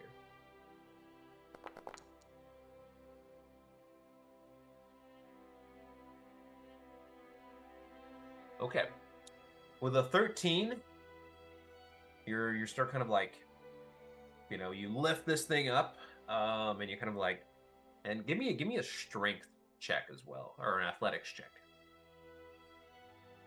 And actually, and everyone up above, I mean, Asila's been under for like, just to kind of give you like almost 10 minutes. Does anyone want to do anything with that, or just kind of give you a point of reference that he's kind of like slowly moving, kind of like taking his time to kind of check the surroundings and everything like that. Okay, with an athletics of 3, an 8. Right, minus one for exhaustion. Oh, -1 for exhaustion. You're unable to move this plank up. But you do spot with your investigation that there seems to be more to this below. I start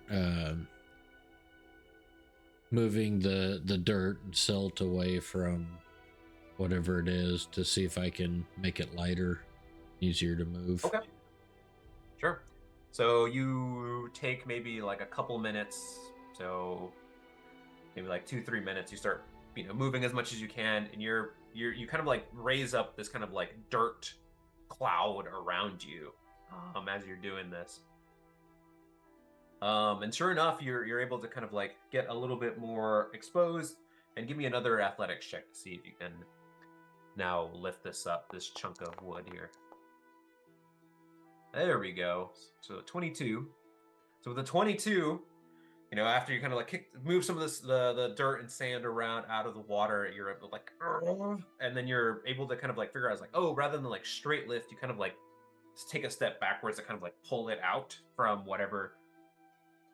And you notice that as you're pulling it out, it seems like the edge of like a chest was like holding the weight of this piece of like board or the side of a ship or a boat of some kind. That's what was causing the weight to be so heavy. And you notice this relatively decent sized chest in the water. Okay, I'm assuming, because we said we would set down 2 ropes, so one attached to me and one for extra. Mm-hmm. That's Jeanette, yeah. So, yeah, the net. So I will secure the chest in the net, and then like pull on the rope a couple of times to let them know to pull it up. Okay. Suppose we start heaving. Timothy will direct the heaves.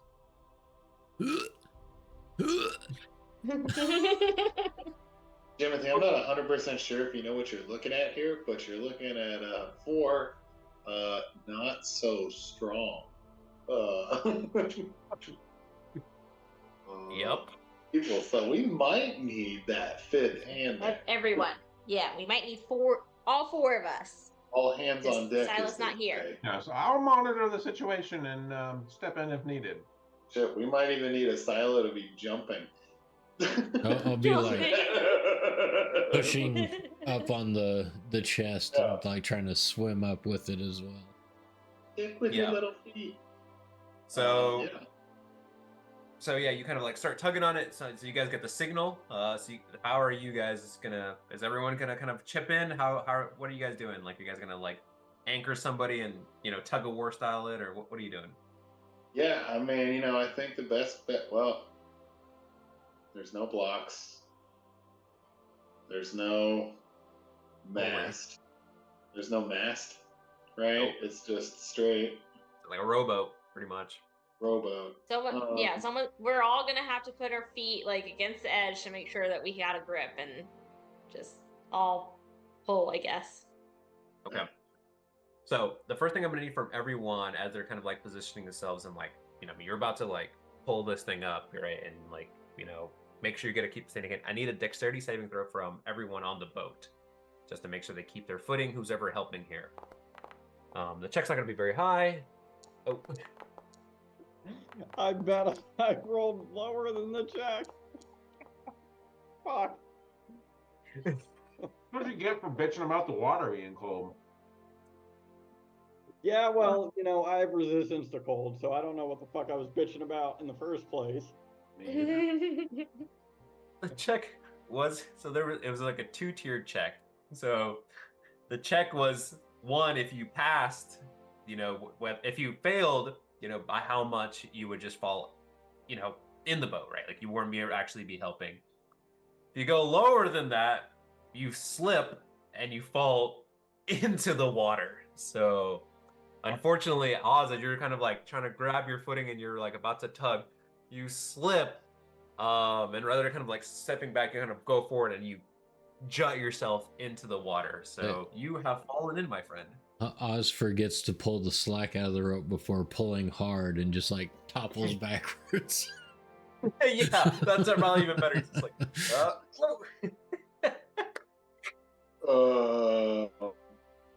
And so you guys notice as I was like, all right, on 3, 1, 2, and you hear the splash.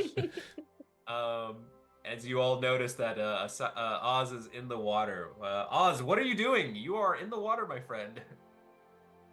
As I'm in the water, I'm noticing that it doesn't feel as cold as I thought it would. Well, that's not the case. Give me a Constitution saving throw. I mean, I've still got my staff with me, so. Sure, you still got the advantage. You're not gonna get as much of you're not gonna get the benefit of the winter clothing because you are wet. I'm gonna take that advantage, though. Okay. So it's a quick shock, but you're able to kind of like, maybe you just got a temporary bit of adrenaline here, and you're able to kind of not take any of the mitigating effects of the cold, shockingly enough. That's good that you have the resistance there. I'll get back. Okay, on so the you need to boat. kind of pull yourself onto the boat, or somebody needs to help you onto the boat. I feel like both 80s, Jimothy and I have a good grip. If we let go, I don't know. I'll try and climb up onto the boat without help from my. Sorry, All I'm so Alright. sorry. I think Jimothy will help him up. The net is just like whatever it is on the bottom of the water. So it's not like it's gonna Yeah, go. it's not. And Oz is 75 pounds soaking wet, so yeah. Whoa! I was gonna say, I would feel like if we I'm had just playing. an extra length of rope to throw into 80 him, pounds. or Do you have an extra length of rope, both 80s? well, like on the back, right? The extra rope that we're all holding. We tied everything together. So unless you're I mean, keeping it's a not like the secret side rope of this somewhere. boat is 1,000 feet high. We're on a small freaking boat. It's like Yes. a foot and a half above water. It's true. Aren't we already helping Yeah. him in the water, like back into the boat? What do we need the rope for? Yeah, okay, just you're right. you don't need We'll to. It's we'll just help pretty him. much Yeah. just the strength to get up. So I need an athletics check from the whoever's ever helping, and then so one other person can help Oz out, or two people can help Oz out, and they can roll athletics check too. Oh, whoops. Well, no, Oz, you're gonna roll as well because you're kind of like also using your strength. Okay. Okay, so we got. Jimothy's gonna go in the muddy water. Timothy's directing. He's not really pulling that hard. Jimothy So, just reaches over and splashes Oz in the face. Get a hold of yourself, man. He steps on Oz's fingers on the friggin' boat. No, I've got my ring of water walking, so I'll like hop off the boat and like stand in the like on the water, like guiding you up, like up with you, up. And Oz, you just can't get up. Over Fucking 80 the pounds of weight is just too much. I'm gonna give you another chance to do something different. Everyone else, how are you helping? If not, I'm gonna have Oz roll another con save here. So what are you doing? I'm misty stepping onto the frickin' boat. Okay. This is some bullshit. As I get onto the boat. You teleport 5 feet. Yep. Onto the boat, but you're back on. And this is why I don't help out with physical activity. So, Asilo, I need you to give me another perception check, please. Perception.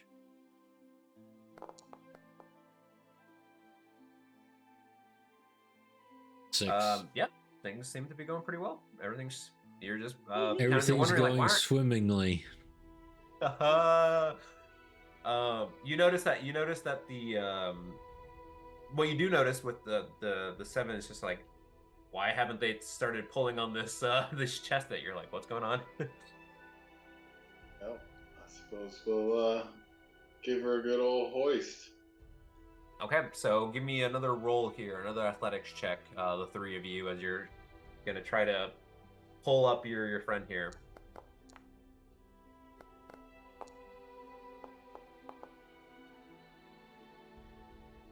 Okay, all right, no screwing around this time. So all of you are able to, like, Zoran's like, all right, this is silly, and he steps in and pulls Oz. And then wait, no, Oz, did you roll to pull on the? No, I didn't. I think After the frickin' Yeah, fiasco I don't- that happened. I think it's just gonna be the three of us now. Okay. Zoran, So- both 80s. So the Jimothy. three of you are like, all right, enough messing around. So you start pulling, and you notice that, like, all right, it's heavy, like it's tough. You're pulling something, you don't have necessarily the best mechanical leverage, but you do actually start seeing some motion, and on your other end, Asilo, you start noticing, like, oh, there you go, they're finally lifting it up. Okay, Asilo, I need you to give me another perception check.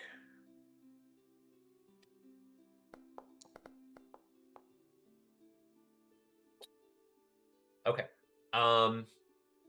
You start hearing like something's moving towards you relatively quickly as you kind of like turn around and you're like, what is that? And you notice something pretty large. It's got a relatively long, wide snout, kind of like tip. You notice interesting looking fin shape,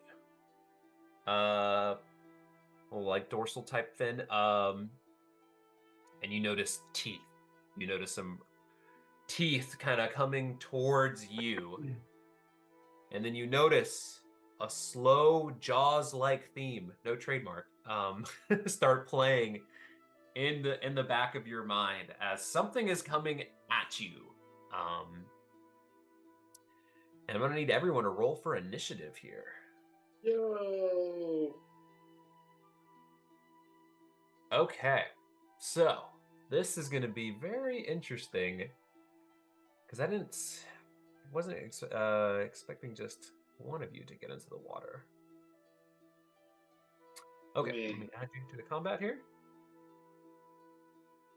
Everyone there, everyone roll for initiative. I'm gonna throw this bad boy onto the water here.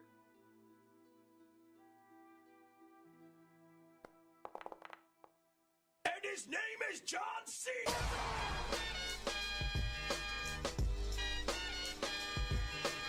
That's super effective when I'm not in the water. He rolled so well his camera shut off.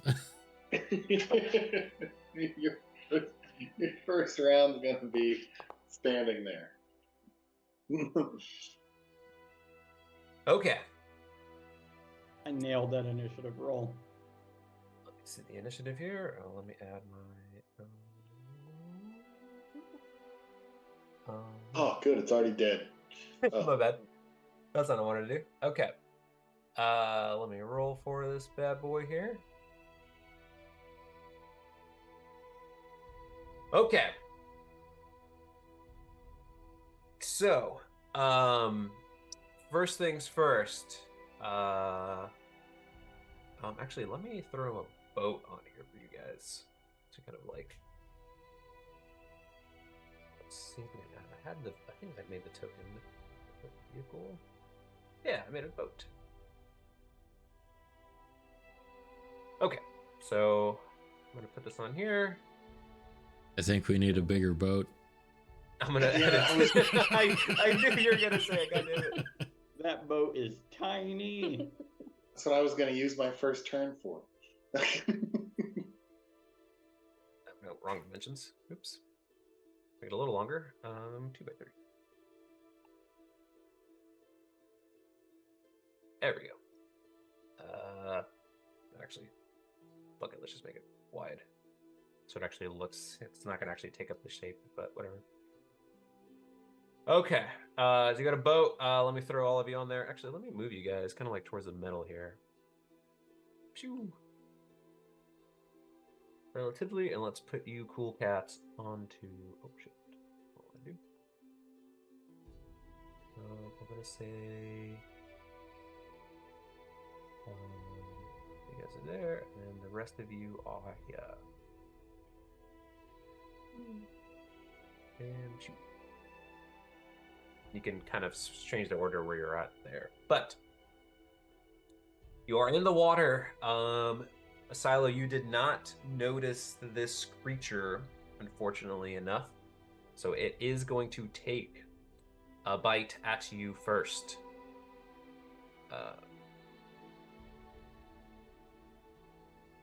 It's a little surprise round. Okay, and it rolled a 24 to hit your AC. Rolled pretty high here. That'll hit. It is hungry. And you will take, for this bite, you will take 7 points of piercing damage as it, 8 points of piercing damage as it bites into your skin.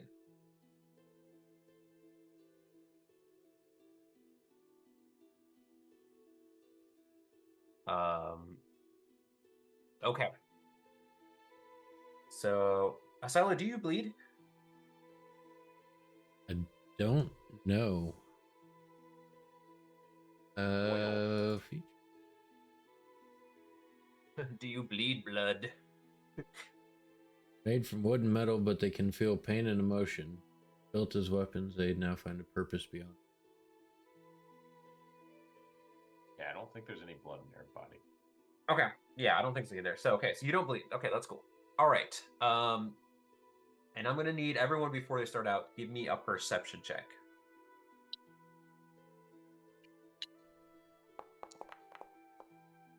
What the hell's going on?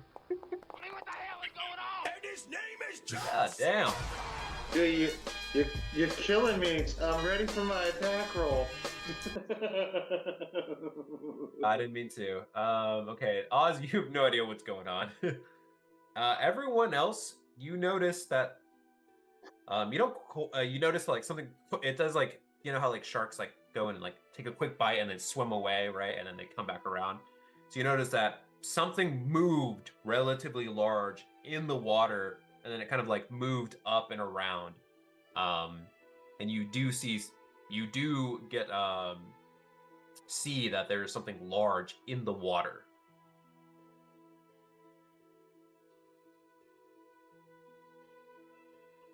Swimming around. Okay. So then, top of the round, Ophades, you are up. Okay. And you are privy to this. Everyone else, I mean, you can say something to be like, "Hey, there's something in the water," or whatever. To Oz, if you'd like. yes, I will point out the fish in the water, much like Jimothy was with the Captain Morgan pose. You know, foot on the bow, hand pointed out. Is it still above the water? Like, can I see it there? No, yeah, I mean it is. I mean, I guess technically not. It is below the water. I'll say that you, based on like because you spot it, I'll say that you have enough vision to see it. Yeah. Awesome. So you do see where it is right now.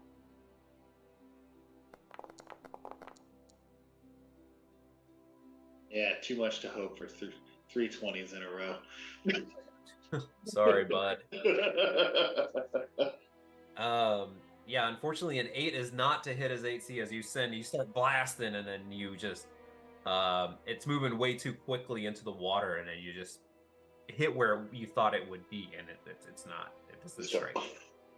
And then you see this crackling energy across the water. I guess with that perception check that we had, is a silo still pretty deep down there? Did you say he was anywhere near us? That's a good call. I mean, he started. Well, let's say, yeah, Asila, I guess like once you started seeing, let's kind of give you a second to kind of like decide what you were doing. Like once you see, maybe, I mean, this kind of changes things, but once you started to see the chest start moving up, would you like start going up? I'm assuming like you just start. Yeah, I was like trying to help push the chest up, or as they're lifting it. No, that's fine. If he's not, that's not a big deal. I just didn't. No. Okay. No, you said the shark kind of attacked him and then came up, so I was just trying to figure out where. Okay, so let's say for let's make the note here. We'll just say that a silo right now it is just because in water you kind of like move slower, right? There's like half your speed or something like a quarter if you don't have the swim speed. Do you have a swim speed, Asilo? Yes, I have a ring of swimming. I have a swim speed of 40. Okay, so let's just say because you start out here, you're still. We're gonna move this. You're gonna say for this first purpose, we're gonna say that you weren't actually moving your full speed, right? You're trying to help it up, so you're still 80 feet below water. So we'll say you're 80 feet into the water, or minus rather, I guess. Tokens have a Z order. Just FYI, if you like right-click a token, the top left box is the actual Z order. Oh, that's nice. Okay, let's do that then instead. It just makes him pretty much. That's. I mean, that works. I mean, you know he's there, so let's do that. That's kind of fun. Nice.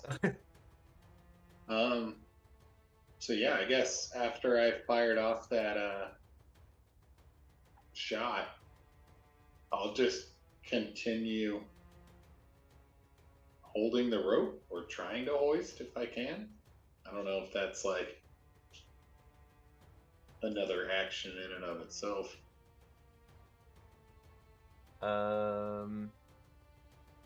No, yeah, that would be an action, unfortunately. Okay, no, that's fine. I'll just continue holding the rope then, not letting go.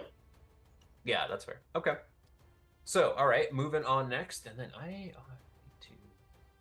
It is the creature's turn.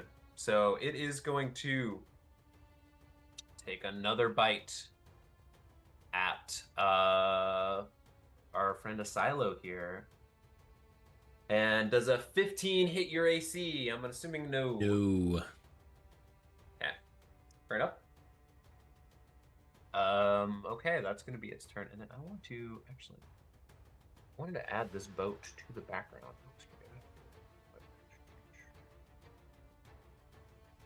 To that layer.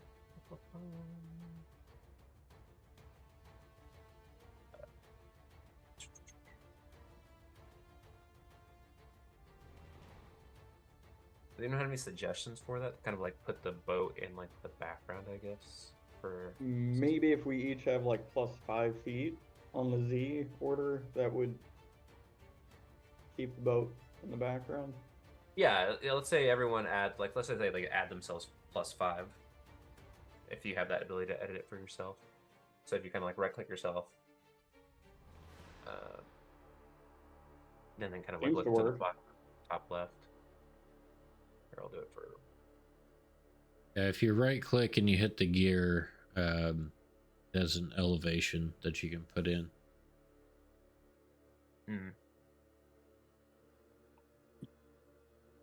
I don't know how Bofades is under the boat and Jimothy is on top of the boat. Oh, I added put +5 to the boat. Oops. Oh. Okay. Add it to yourself there, Bofades. And then I'll put it back. Add it what? Here, I'll add it to you. No worries. And so you just have to right click on your character and then there's a 0 on the top left. You just have to type it. Okay. There you go. Okay, cool. Oh, I get you. No worries. All right. Cool. Okay, so that is the creature's turn. Asila, you are up. You are at -80. You have a swim speed though this time, so that's cool. I will start off my turn and cast Bane on the shark. Bane shark. Okay. DC 12 charisma save. All right. You know sharks are pretty charismatic, so.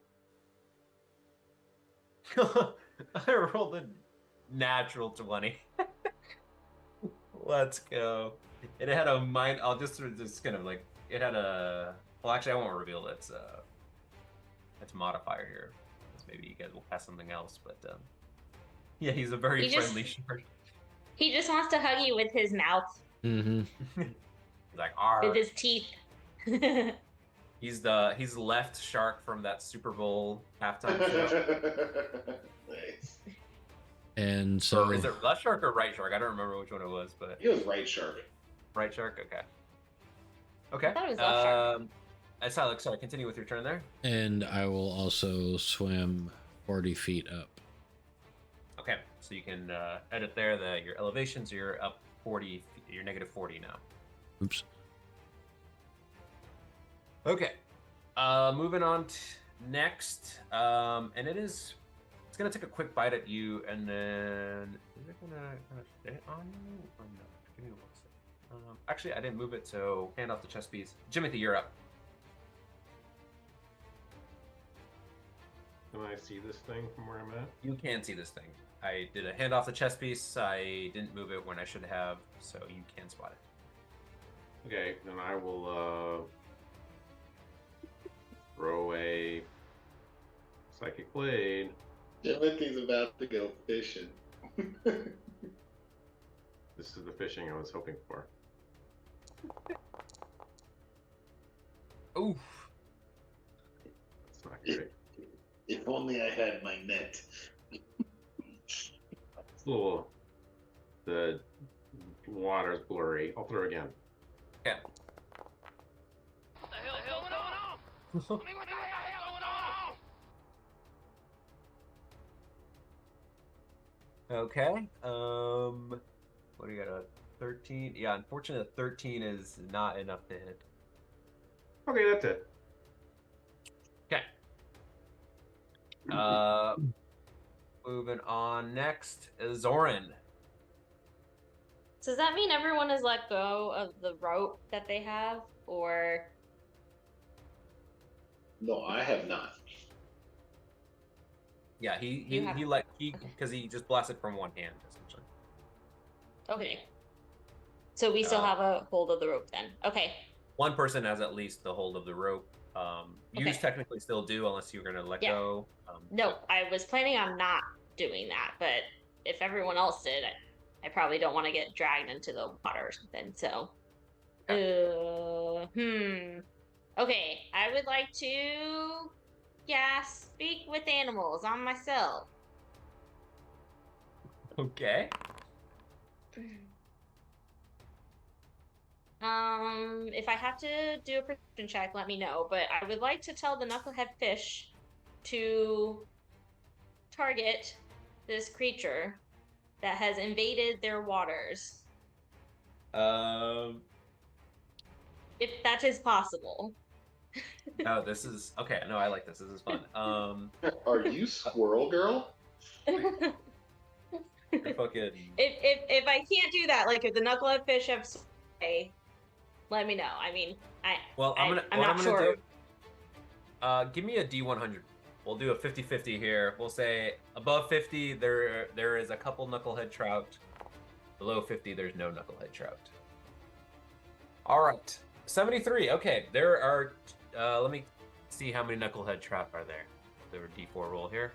23 of them. 73, right? Sounds a little fishy to me. All right, there are 2 knucklehead trout in the area. And you are telling them, well, how smart are these fucking things? They had the knowledge and awareness. That's the other thing. I don't know how smart they are. Let me look at their intelligence. I'll make that call based on their intelligence here. Okay. I mean, they could also tell me to F off and, you get out. I don't know. I'm just trying. I see the head, I hit the head. That's what the knucklehead trout say. They have, and this is just for behind the curtain. They have an intelligence of 1. They have a -5 modifier. So they're so stupid they would do it. No, that's not what's gonna happen. They are more of on their survival at this point. So they are not going to be able to communicate with you. One of them won't. I'll say one of them won't. The other one will go and try to butt heads on this knucklehead trout. Actually, let me throw a knucklehead trout on here. So you got one's attention. Because I think it's fun. I want to reward fun play. Okay. Let me throw one of these stupid things on here. Help me, comrade. Please. Let me add this thing to the initiative because I think it's fun. Look at the head on this freaking fish. Right? Like, I zoomed all the way in and found her, and it's just like this bulbous head. I rolled a natural 20 for its initiative, so. Oh, this thing is on point. Good thing is ready to strike. All right, Zoran, anything else on your turn? It's got a 5 head instead of a 4 head. God damn it. This might be Let a me So I can cast a cantrip, I think, right? Or bonus Um, action? Is Probably it not. if you have a bonus action cantrip? Yes, you can. No, I don't. Nope. Okay. Okay, then let me bonus action Hunter's Mark on this guy. So Okay. I guess I can do that, maybe? Yes, you can do that. I did not move it. I should have. That's on me. Okay. This guy. All right. Obviously. Moving on to Oz here.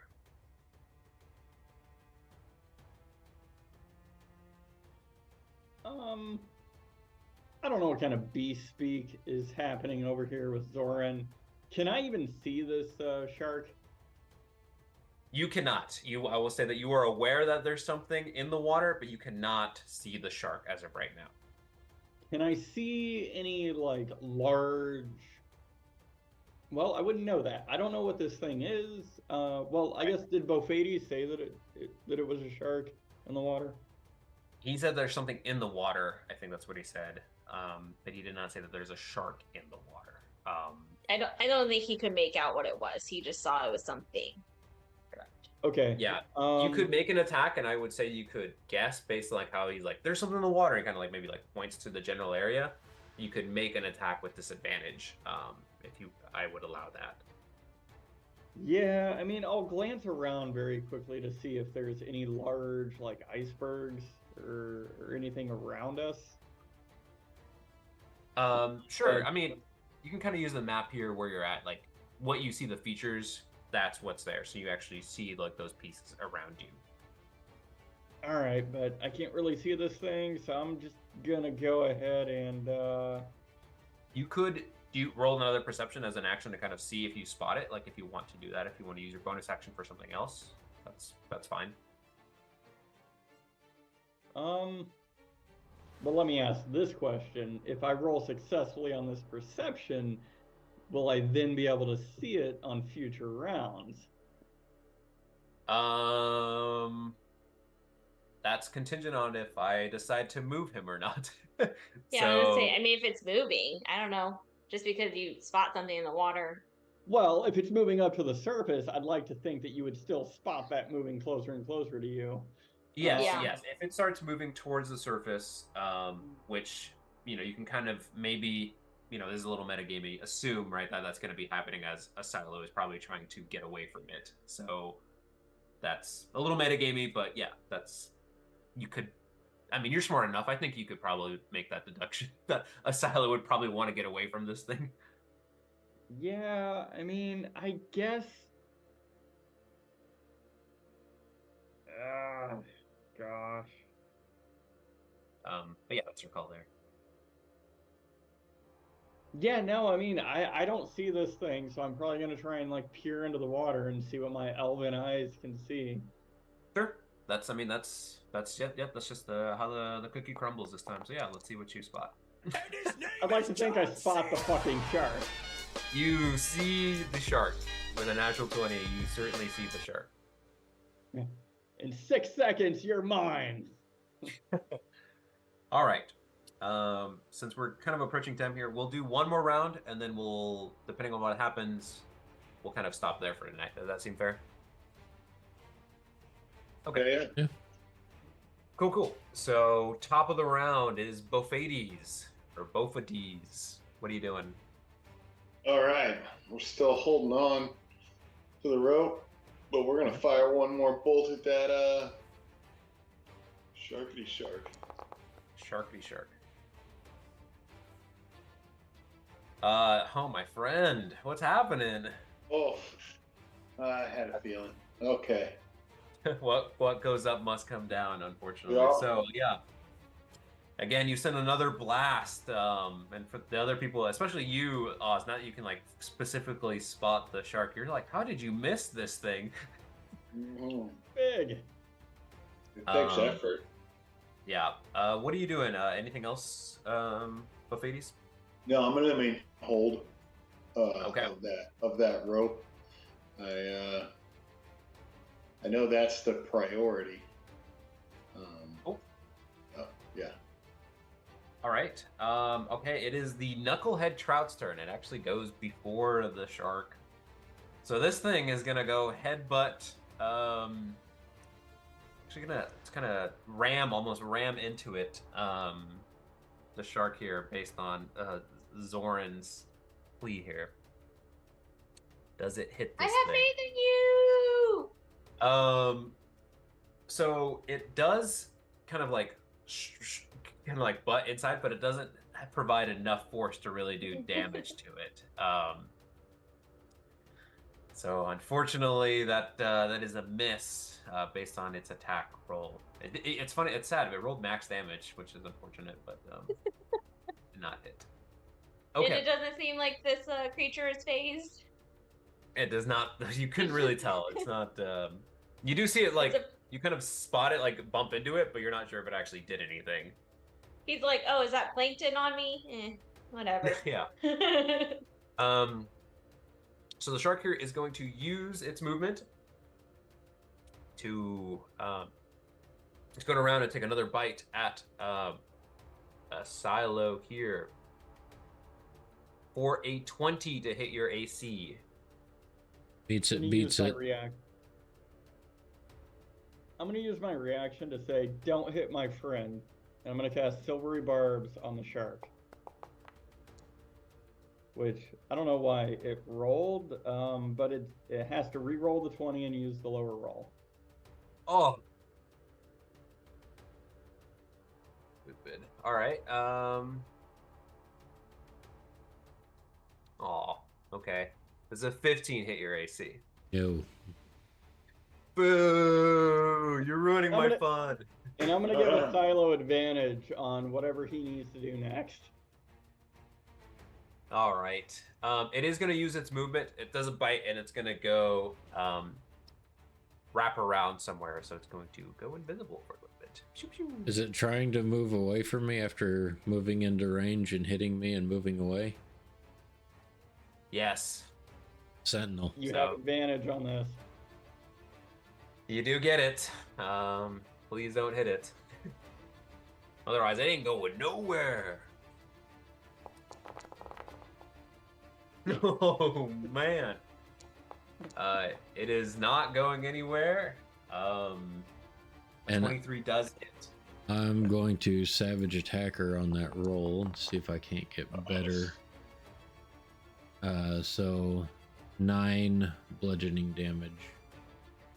Okay, it takes 9 bludgeoning damage and it doesn't move, right? It just stays in its spot, no? Yep. Stays put. All right. That was a very good move, because otherwise your friends wouldn't be able to see it. So well done. Well done.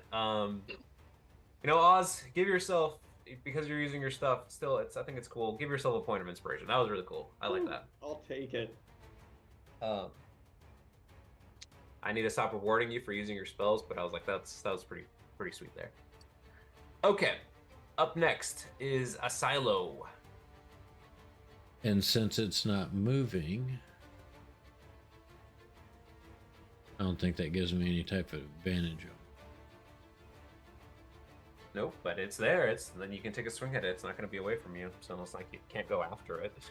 I don't know. The shark seems prone in the water. I mean, it's horizontal, right? Not quite.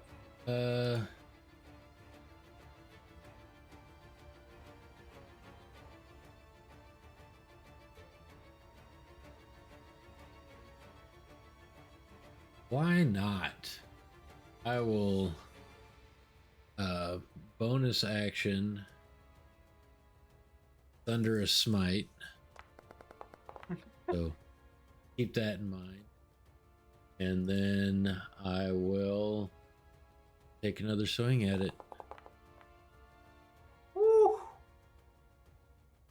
All right. That does hit as well. So 11 bludgeoning plus 7 thunder damage and a strength saving throw. Okay.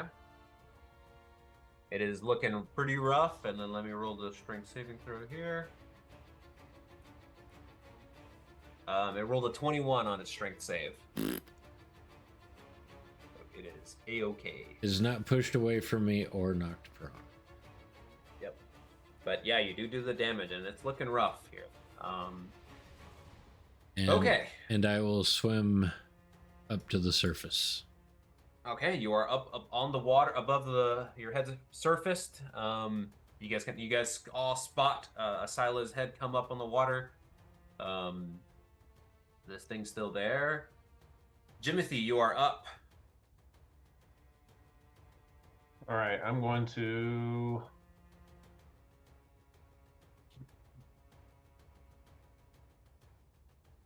We can or we cannot see it from the surface.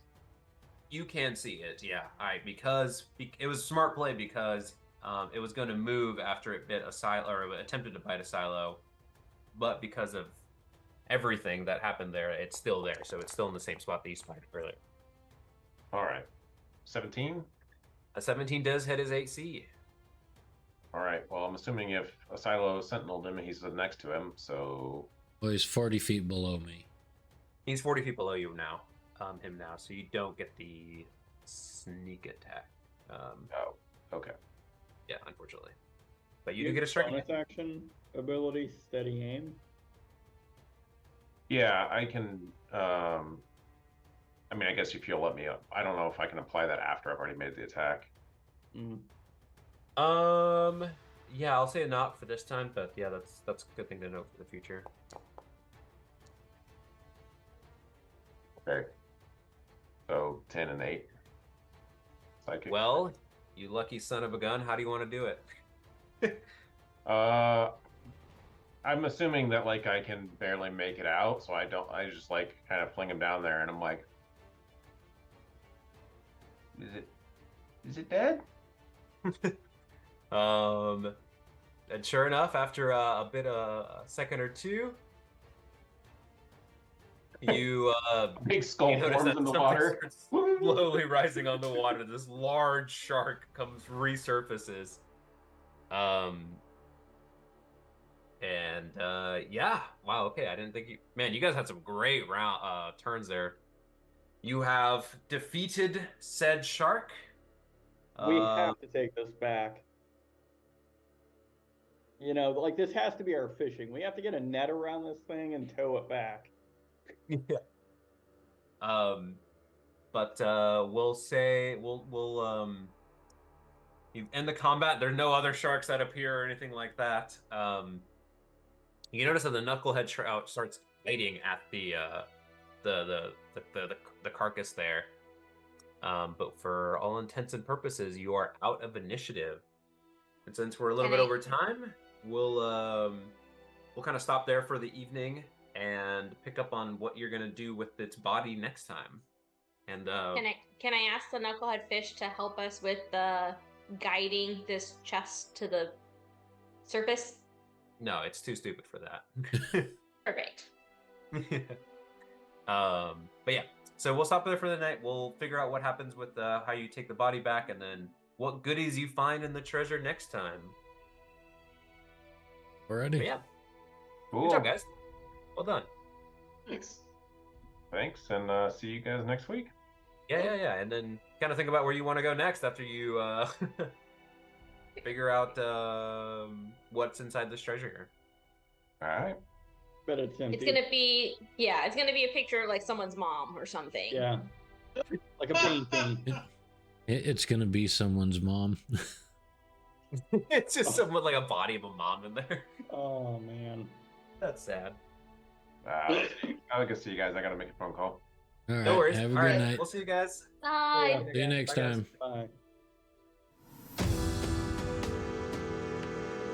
Have a good night.